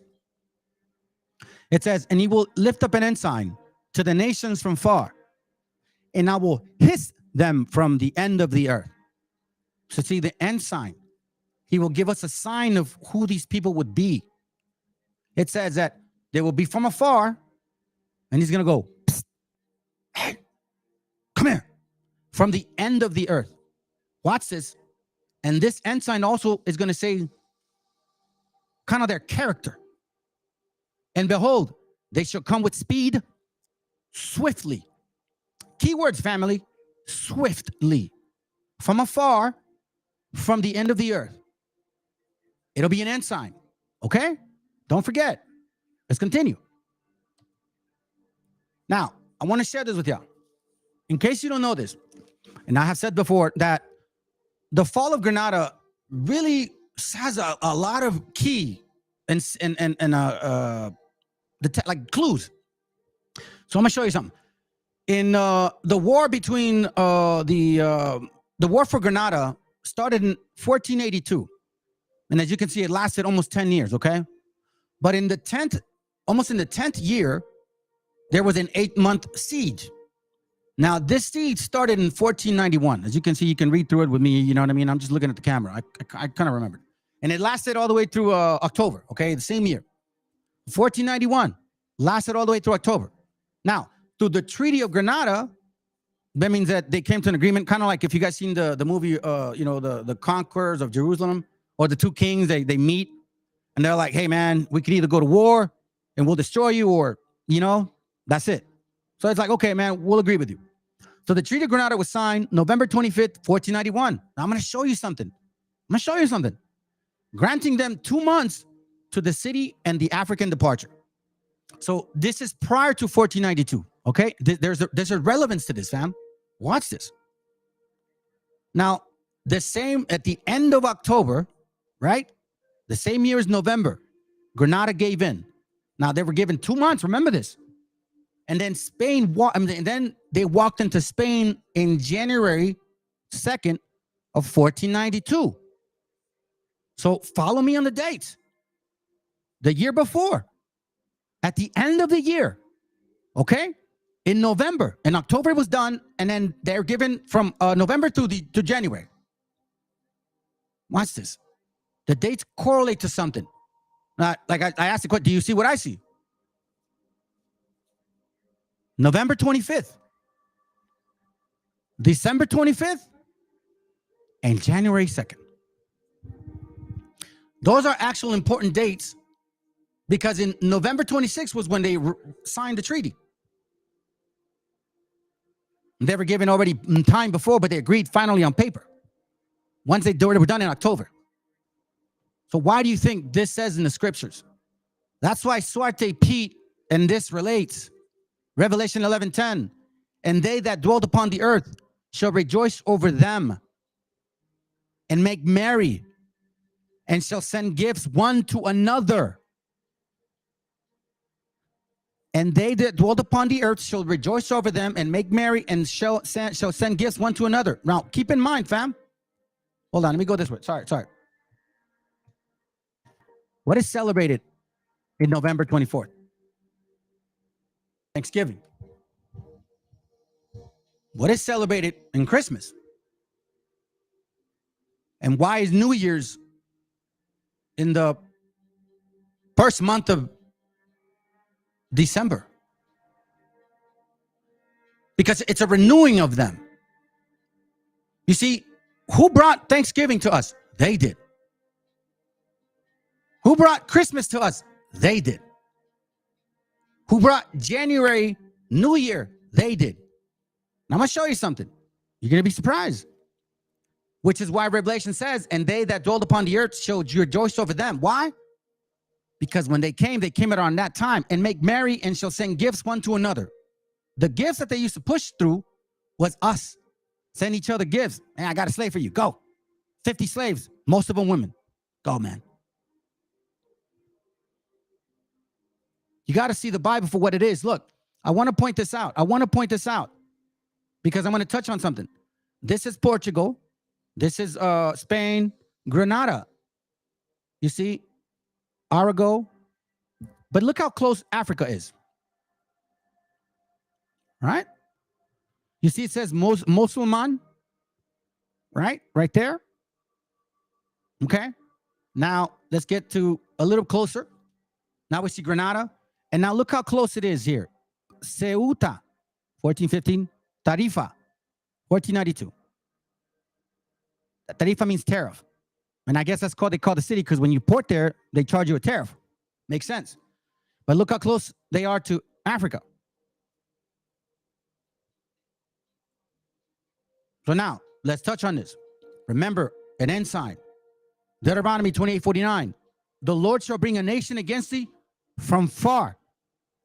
Remember the ensign? From far, right? From the end of the earth. Remember the ensign? From the end of the earth. Remember this word? As swift. Right? But now it gives you a little more of a hint, a clue. As swift as an eagle flieth. So not only will they come as an eagle, but they would have the sign of an eagle. A nation whose tongue thou shalt not understand. So now, let's go back here a little bit. We're going to touch on two things. If the Africans and Europeans were already at war with each other, they obviously knew their language, right? Common sense. Because if they ruled Europe, they spoke French, Russian. I've talked to this before. And look how close it is. But the clue says that a nation from far, that's not far, so-called African Americans. That's not far.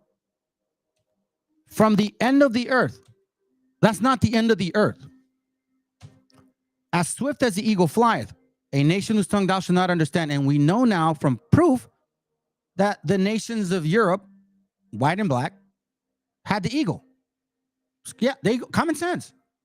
So the ensign would be that a nation from the end of the earth, far and swift. Oh, and then one more thing, they're going to have an eagle. So when you see an eagle, you should be mindful, and then they won't speak your language. Deuteronomy 28:45, and they shall be upon thee for a sign, and for a wonder, and upon thy seed forever. Until when? Until our redeeming. So until our redeeming, we're going to see these ensigns. Okay? Let's go. Isaiah 5:26. Now let's look at it again. And I will lift up an ensign to the nations from afar. He's going to warn them. Oh, there it goes. Yeah, my camera's dying often. Let me go ahead and go back to this. Hold up. I will lift up an ensign to the nations from afar, to them. But this ensign shall be for us too. And I will hiss unto them from the end of the earth, and behold, they shall come with speed swiftly. So who are these people? So we used to think that it was just one particular nation. Watch this. I'm going to read this to you guys, if in case you haven't, and I want to make sure that this sinks in finally now. Habakkuk 1:8. And Habakkuk 1:5 says, and I'm going to do something that is going to amaze you, and you're not going to believe it once you see it. Habakkuk 1:8, it says, their horses are swifter than the leopards, and are more fierce than the evening wolves. They came like that. Their horsemen shall spread themselves, and their horsemen shall come from afar. Remember the ensign? Remember a sign forever? They'll come as leopards in their horses, and they will be fierce, their countenance, and they'll be with lots of horses, and those horses will come from afar, and they shall fly as the eagle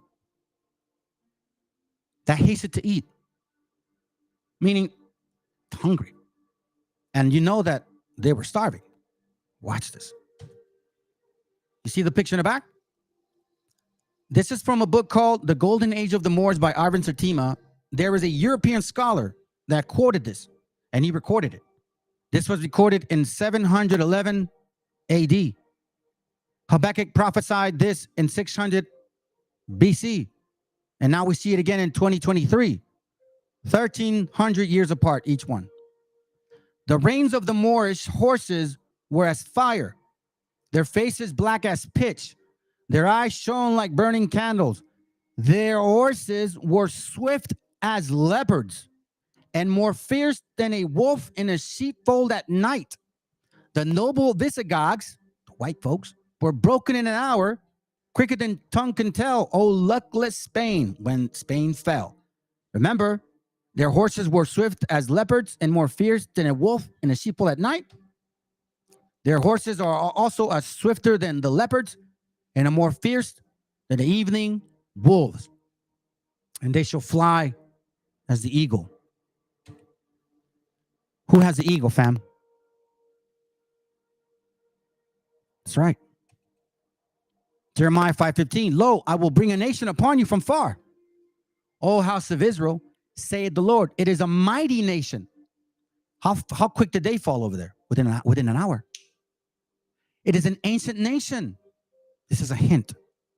A nation whose language thou knowest not. You see this? If these were the so-called Africans, it wouldn't apply to them, right? Exactly. You see, it wouldn't apply to them because it says a nation whose language thou would not understand, neither understandeth what they say.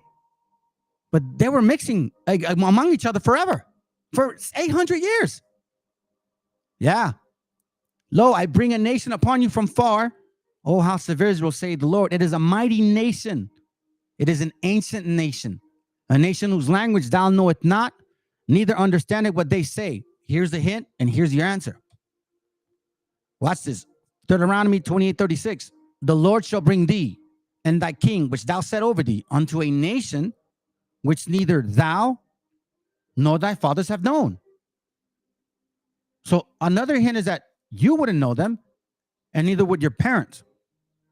And there shalt thou serve other gods, and nor we would know their gods. Now, we saw King James with a cross, so they knew about Christianity, right? And King James is English, right? Exactly. Let's continue. Verse 64. The Lord shall scatter thee among all people, from one end of the earth even unto another, and there thou shalt serve other gods, which neither thou nor thy fathers have known, even wood and stone. So it's talking about an ancient nation, like Jeremiah, an ancient nation that our fathers would not know. Now here it says that these people, we didn't know their language, but here's what it means by it, fam. Now let's round it off.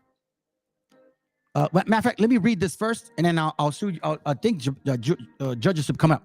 Baruch 4:15. He says, "For he had brought a nation upon them from afar, a shameless nation of a strange language, who neither reverend old man nor pitied child." And we see this till this very day. We know who acts like this towards our people. We see it every day. Let's continue to my point. Here's why it says an ancient nation that you knew your fathers have not known. Why? Watch this. Judges 3:1. Now these are the nations which the Lord left to prove Israel by them, even as many of Israel as had not known all the wars of Canaan. Remember, it says that neither you nor your fathers have known a weird language, people that are different than you. Watch this. Only that the generations of the children of Israel might know, to teach them war, at the least such as before knew nothing thereof. You see? Continue. Namely, 5 lords of the Philistines, and all the Canaanites, and the Sidonians, and the Hittites, that dwelt in Mount Lebanon, from Mount Baal-Hermon unto the entering of Hamath. That we would be dealing with them for generations. And that he would send an ancient nation, a very uncivilized nation. Now, if you guys remember this, family, and we know this in Latino America, that we understood that Spaniards love to mix. They love to mix their seed, right? We knew that. but usually the British didn't. I wonder why. Watch this, just to show you a point. This is from a book called The American. I'll get it before we finish. I want to read this out. This is the point that I want to make. Okay, it says an untold number of free people of African descent, black conquistadors, born in Africa or on the Iberian Peninsula, also accompanied Spanish conquistadors such as Hernán Cortés and Ponce de León.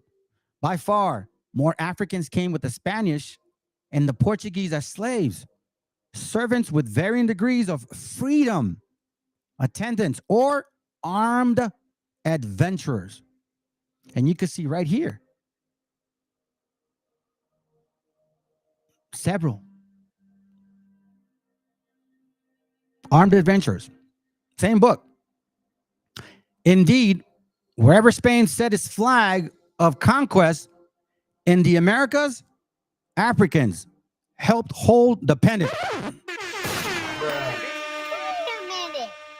Who are you? Let me read it. These black conquistadors set an example for subsequent racial relations throughout the entire Spanish colonial experience, living their daily lives with degrees of complexity that rarely would be achieved by black men and women in early English settlements in the Caribbean and North Africa.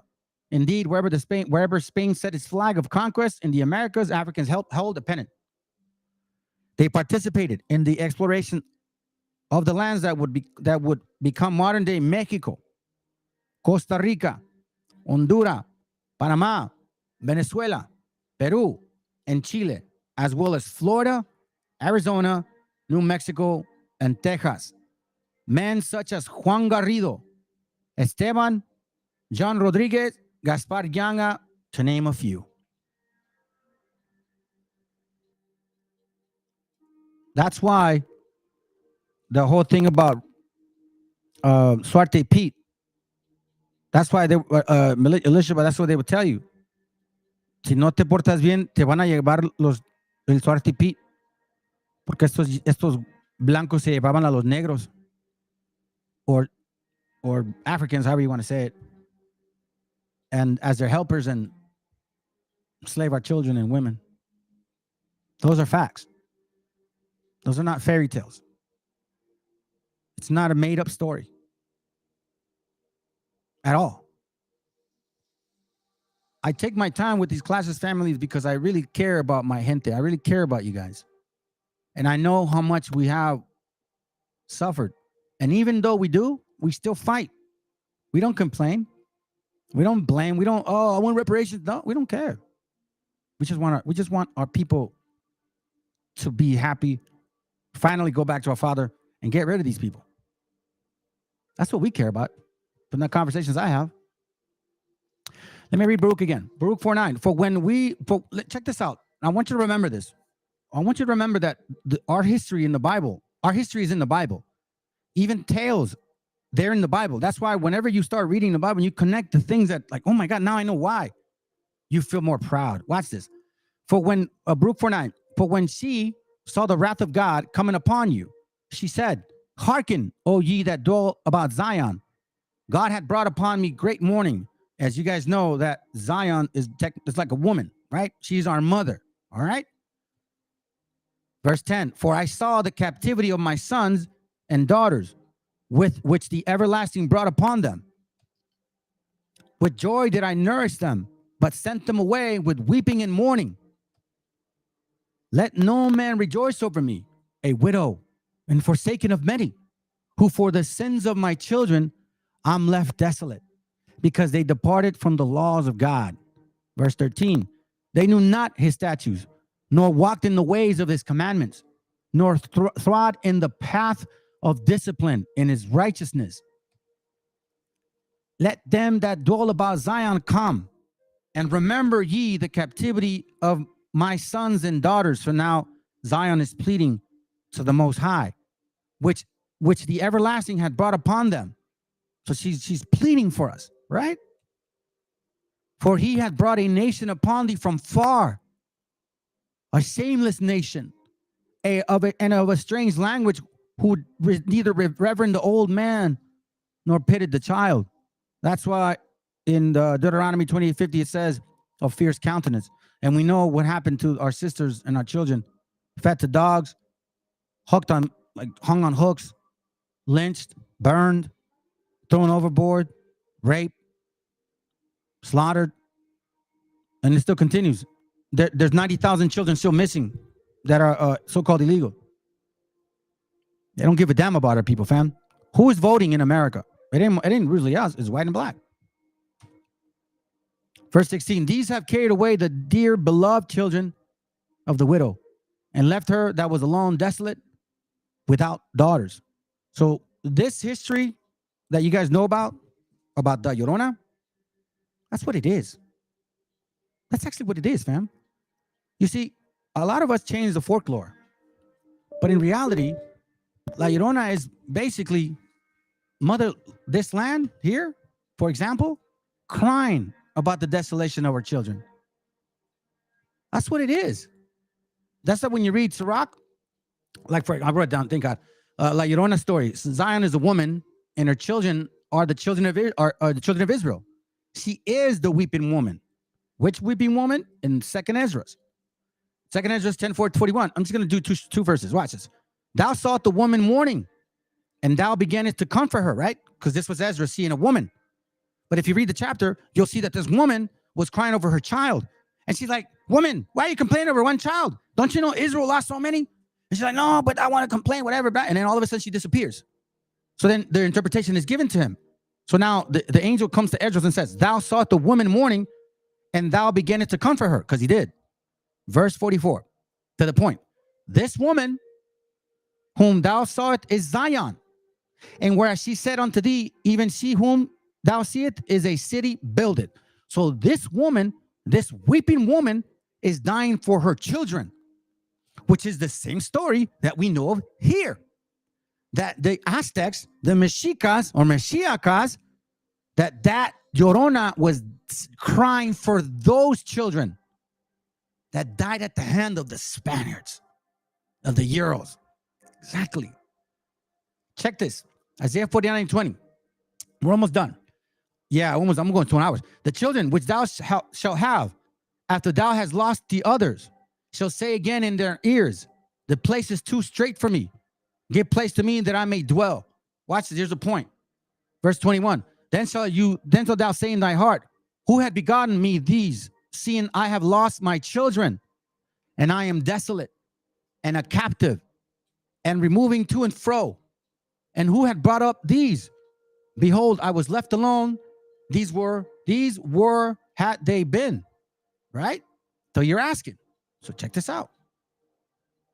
Thus saith the Lord God, behold, I will lift up my hand to the Gentiles and set up my standard to the people. And they shall bring thy sons in their arms, and thy daughters shall be carried upon their shoulders. This is a prophecy. Future prophecy, fam. Okay? Which is why these heathens, they don't deserve our book, because they're using this next verse to put their foot in someone else that had part of the slave trade. So when you see a so-called African American putting his foot on a so-called white man, you got to wonder who was really the slaver initially. There's a big rabbit hole coming through. Isaiah 49:23. And kings shall be nursing fathers, and their queens thy nursing mothers. They shall bow down to thee with their face towards the earth, and lick up the dust of thy feet. And thou shalt know that I am the Lord, for they shall not be ashamed that wait for me. Because this is a heavy topic to think of, because when it really hits you, family, like the attack is really on us. Like it has been since the get-go, fam. And we were just like asleep, like zombies, not even understanding. And then the Most High said, time to wake up. Isaiah 51:22, I'm almost done. Thus say the Lord, thus say thy Lord, the Lord, I'm sorry. Is it right? Thus say the Lord, and thy God that pleaded the cause of his people. Behold, I have taken out thine hand the cup of trembling. He's talking to us, family. Even the dregs of the cup of my fury. Thou shalt no more drink it again. And this is why the understanding is growing. This is why when we learn in these classes I'm not saying, oh, it's all them and we need reparations because of that. And no, listen, in case you guys are new, why are you blaming them? I'll give you an example. I don't do it, but when I used to with my son, I guess. What does it make sense for him to get mad at the belt or get mad at me? What does the belt have to do with anything? I whooped his butt because he was a bad kid.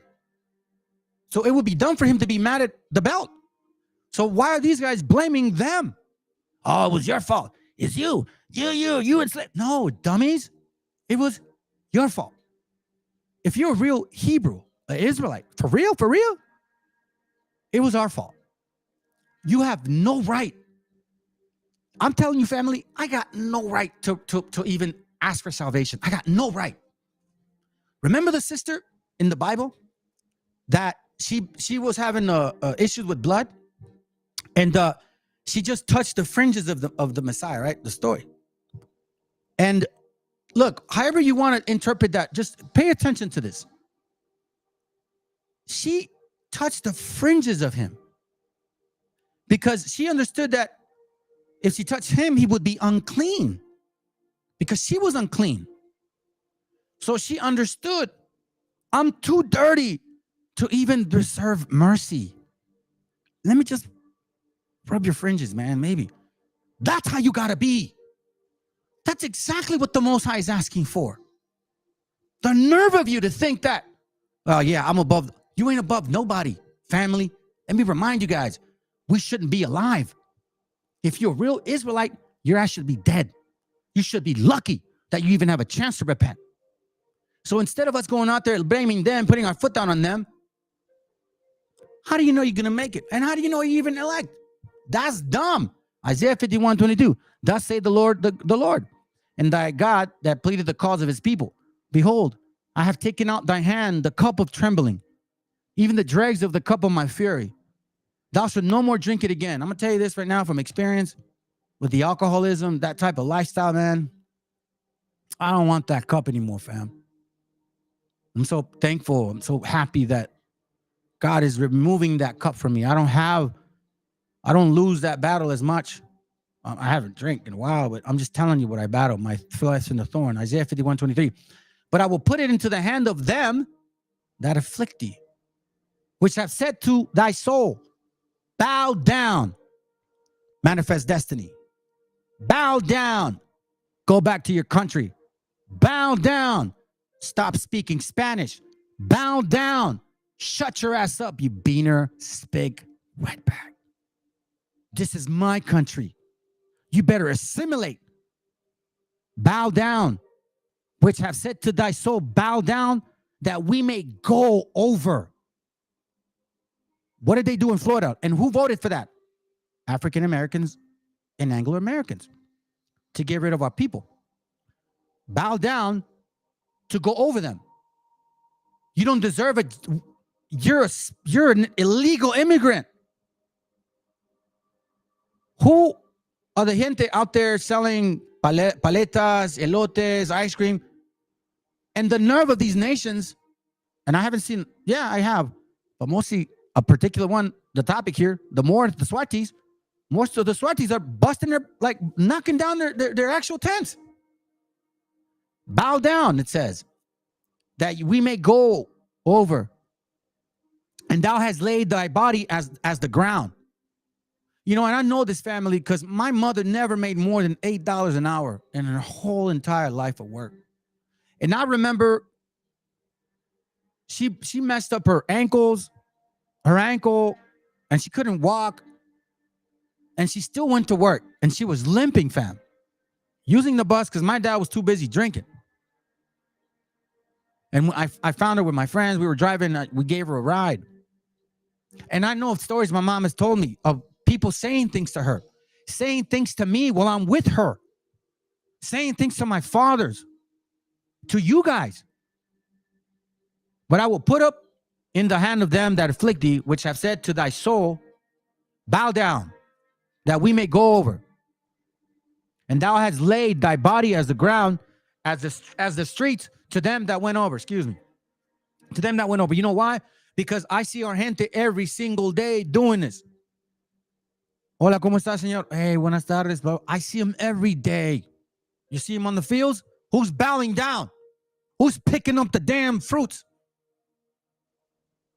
Bow down, you beaner, because that's the only job you're going to get.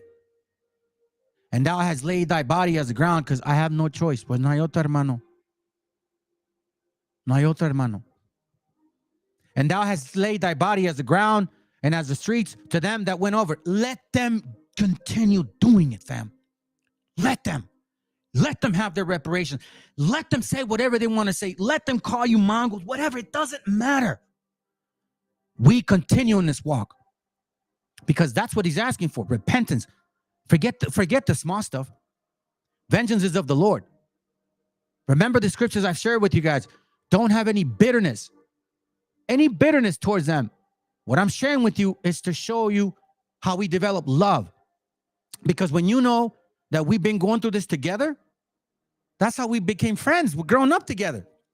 Mi vecino, hey man, you know, my dad, his dad, my family, we grew up together because we suffered together. We ate the same food together. Beans and arroz and frijoles and arroz and tortillas. We all shared about the same. Don't trip. Don't trip, fam. And I really hope that this was a edifying class. And I apologize on that one, man. I kind of lost a little bit of it. I don't normally do that, fam, but damn. Anyhow, yeah. Other than that, I hope it was edifying. If you guys can, walk in faith and keep the commandments. You can't forget that. Can't forget that, okay? Keep that in mind. The class I did yesterday. Remember this real quick, fam. We have an example. From the get-go.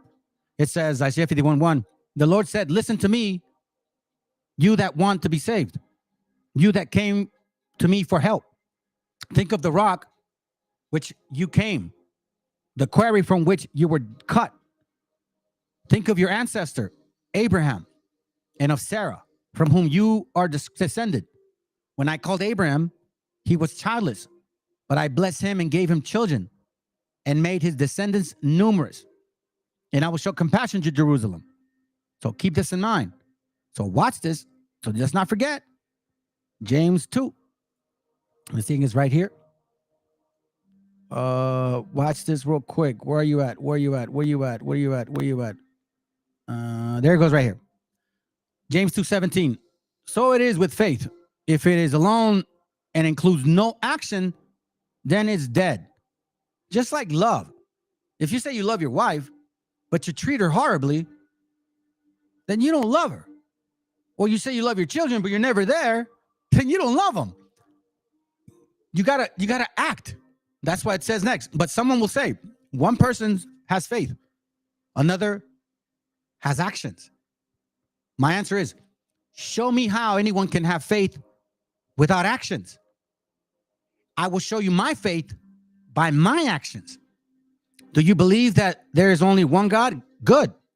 The demons also believe and tremble with fear.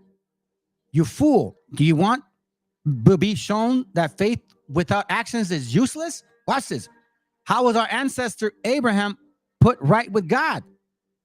It was through his action when he offered his son Isaac on the altar. Can't you see? His faith and his actions work together. His faith was made perfect through his action. So that's why, come on, man. The sacrificial law is the only thing that we parted ways with. Because everything is still in effect. The moral, the civil, the dietary. Matter of fact, you know what? Let me see something.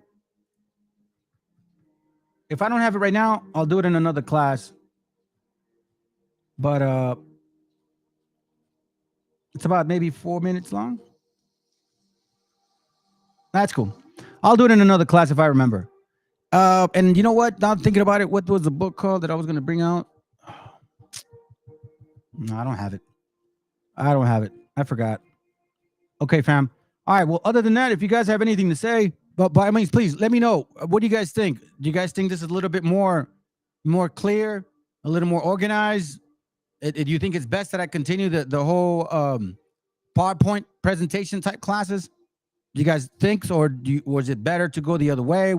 Let me get your feedback. What do you think? What was more clear?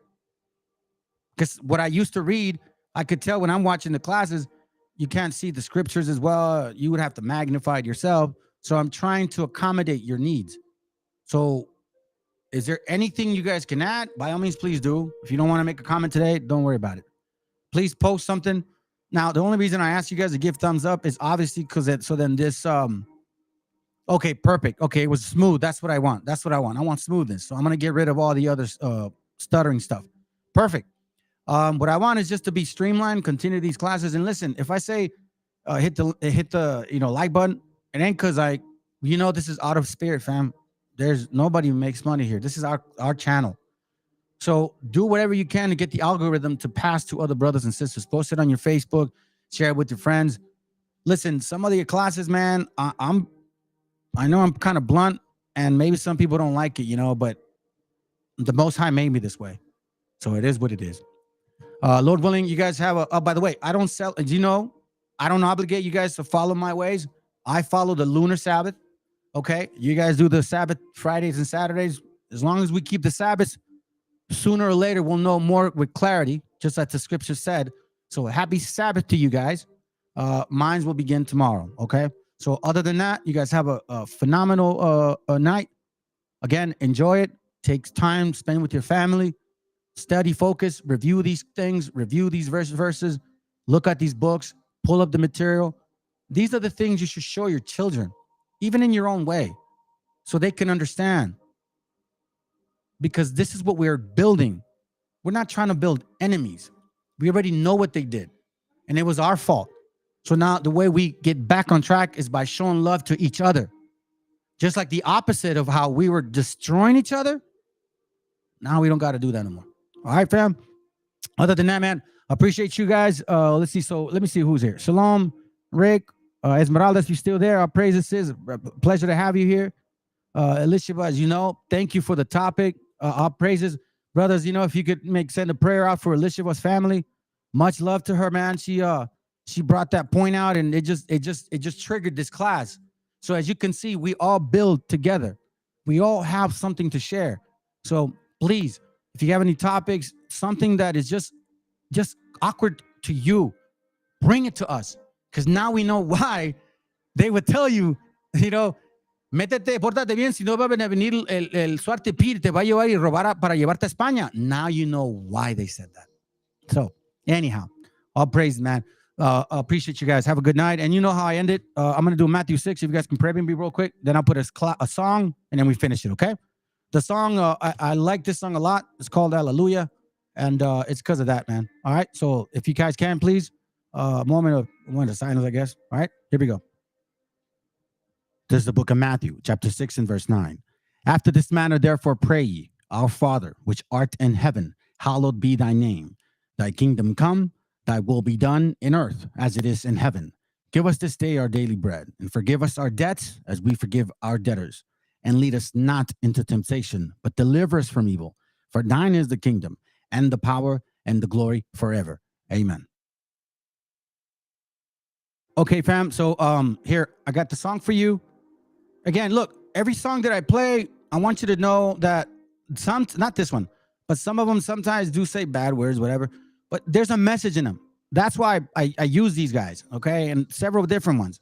There's a message, and I want you guys to, understand my message, okay? So this song, I like it because my kids love it. It's from Shrek, but it's a remix. It's in Spanish. Well, it's not in Spanish, but he tries to sing it, and it's just real good. And quite frankly, man, this is hallelujah time. This is opening the books. The books are being revealed. There's no narrative here. We're not falsifying info. We're not twisting stories. We're showing book, material, scripture. Book, material, scripture. Curses, curses, curses. All Deuteronomy 28 and all Leviticus 26 applies to the people in this continent. No ifs, ands, or buts about it. So again, you so-called Hispanics, you so-called Native Indians or indigenous people, and you brothers and sisters from scattered abroad, Lord willing, you were edified and you love this class, all right? You take care. All right. Shalom, family. Take care of yourselves.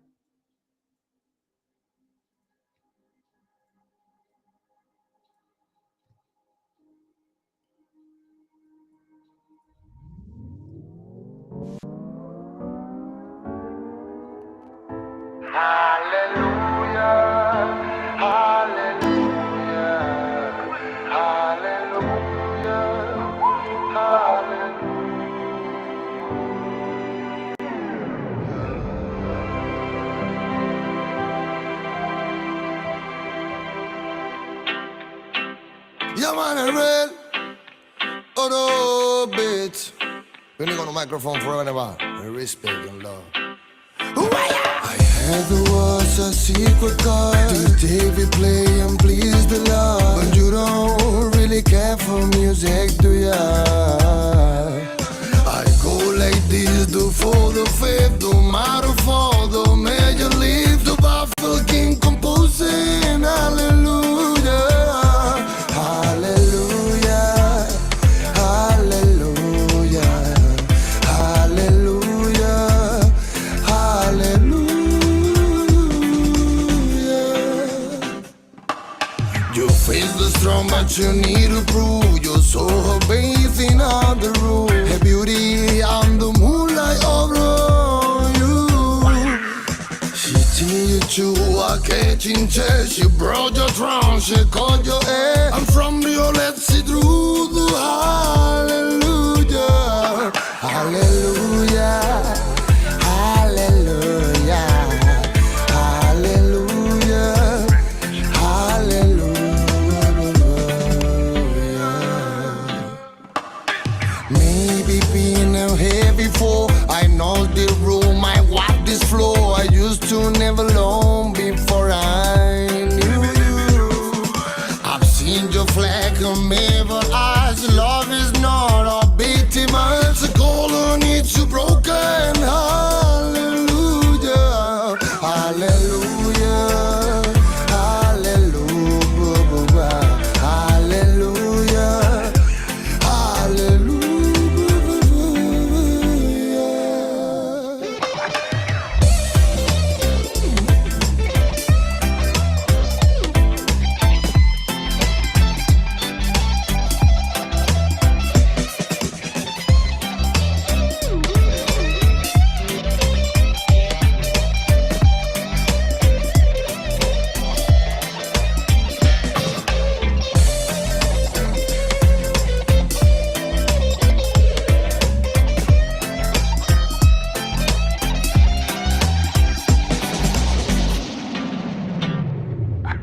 Head the walls of secret call. The David play and please the Lord. But you don't really care for music, do you?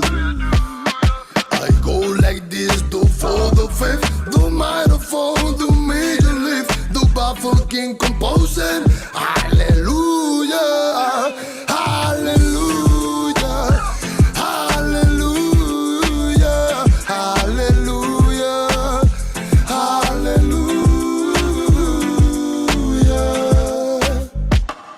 Your face was strong, but you need to prove you're so amazing on the roof. The beauty of the moonlight over you.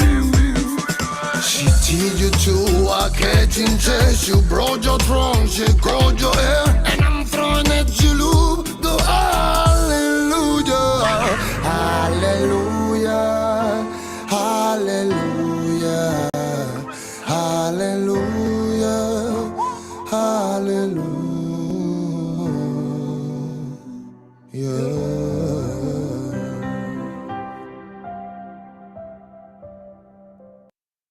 When you know.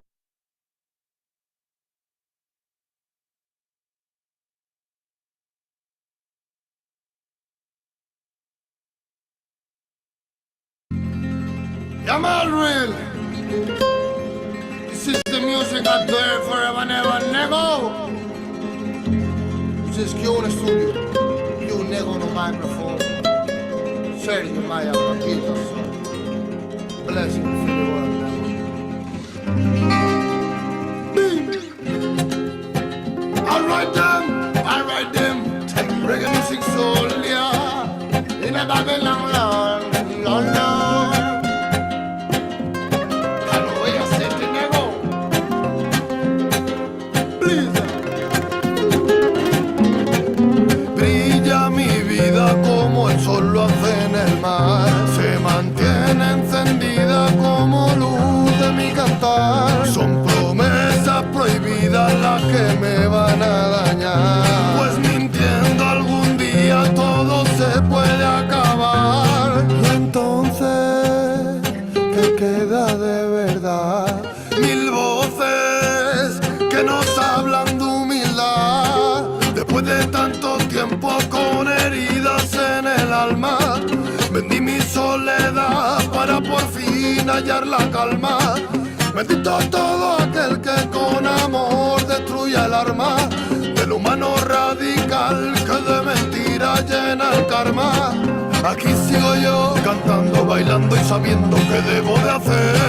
Aquí sigo yo llorando y riendo por dentro a la misma vez. Aquí sigo yo cantando, bailando y sabiendo qué debo de hacer. Aquí sigo yo llorando y riendo por dentro a la misma vez. A la misma vez.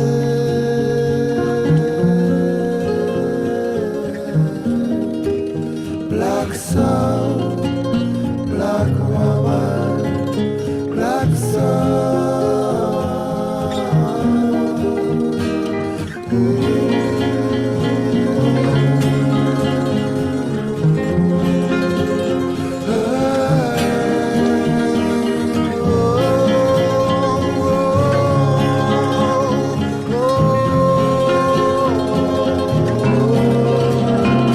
Caminos de fuego, mucho viento y perdición se llevan al malo por malvada intención. Que todas tus noches se llenen con mi canción de gritos al alba y desnuda situación. Habla con el tiempo y dile que lo ves pasar, que todos los momentos los debes de recordar. Sean buenos, sean malos, todo tuvo que llegar, mas nunca hubo tiempo que debieran malgastar. Alright, this is the music out there, my family. Original and fresh, forever and ever. Boom, boom, boom, boom. Yeah. Babylon, more fire. Sing it.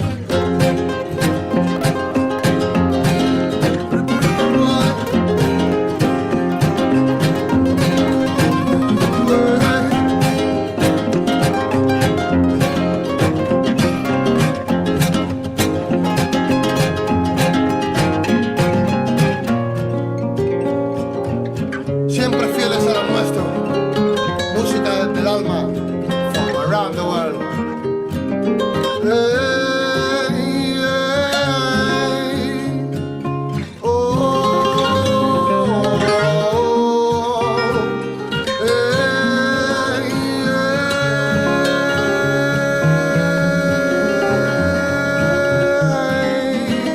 Black soul, black woman, black soul.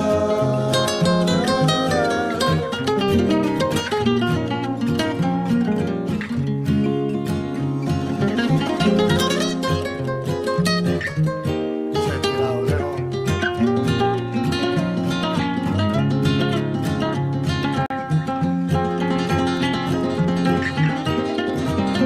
Black soul, black woman, Kion, my brother. Alright.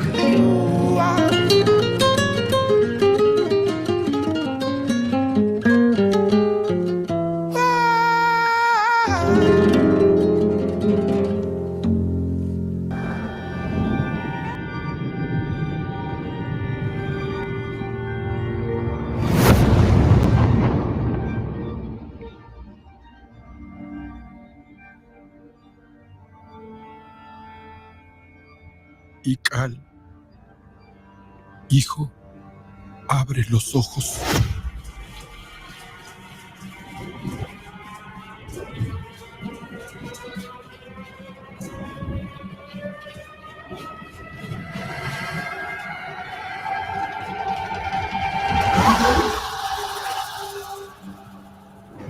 Tu cuerpo se queda con nosotros, pero tu espíritu debe seguir.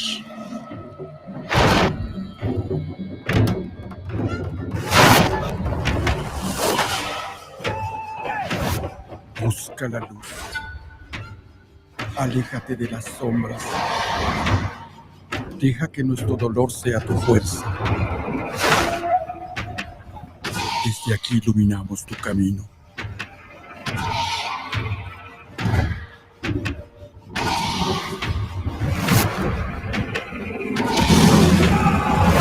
Lucha como nosotros ante esta pena tan grande. Yo soy tú.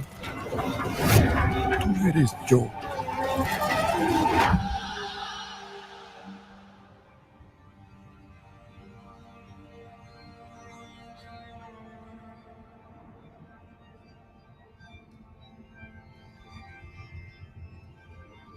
La muerte que hoy nos separa, mañana volverá a unirnos. Eres libre, hijo.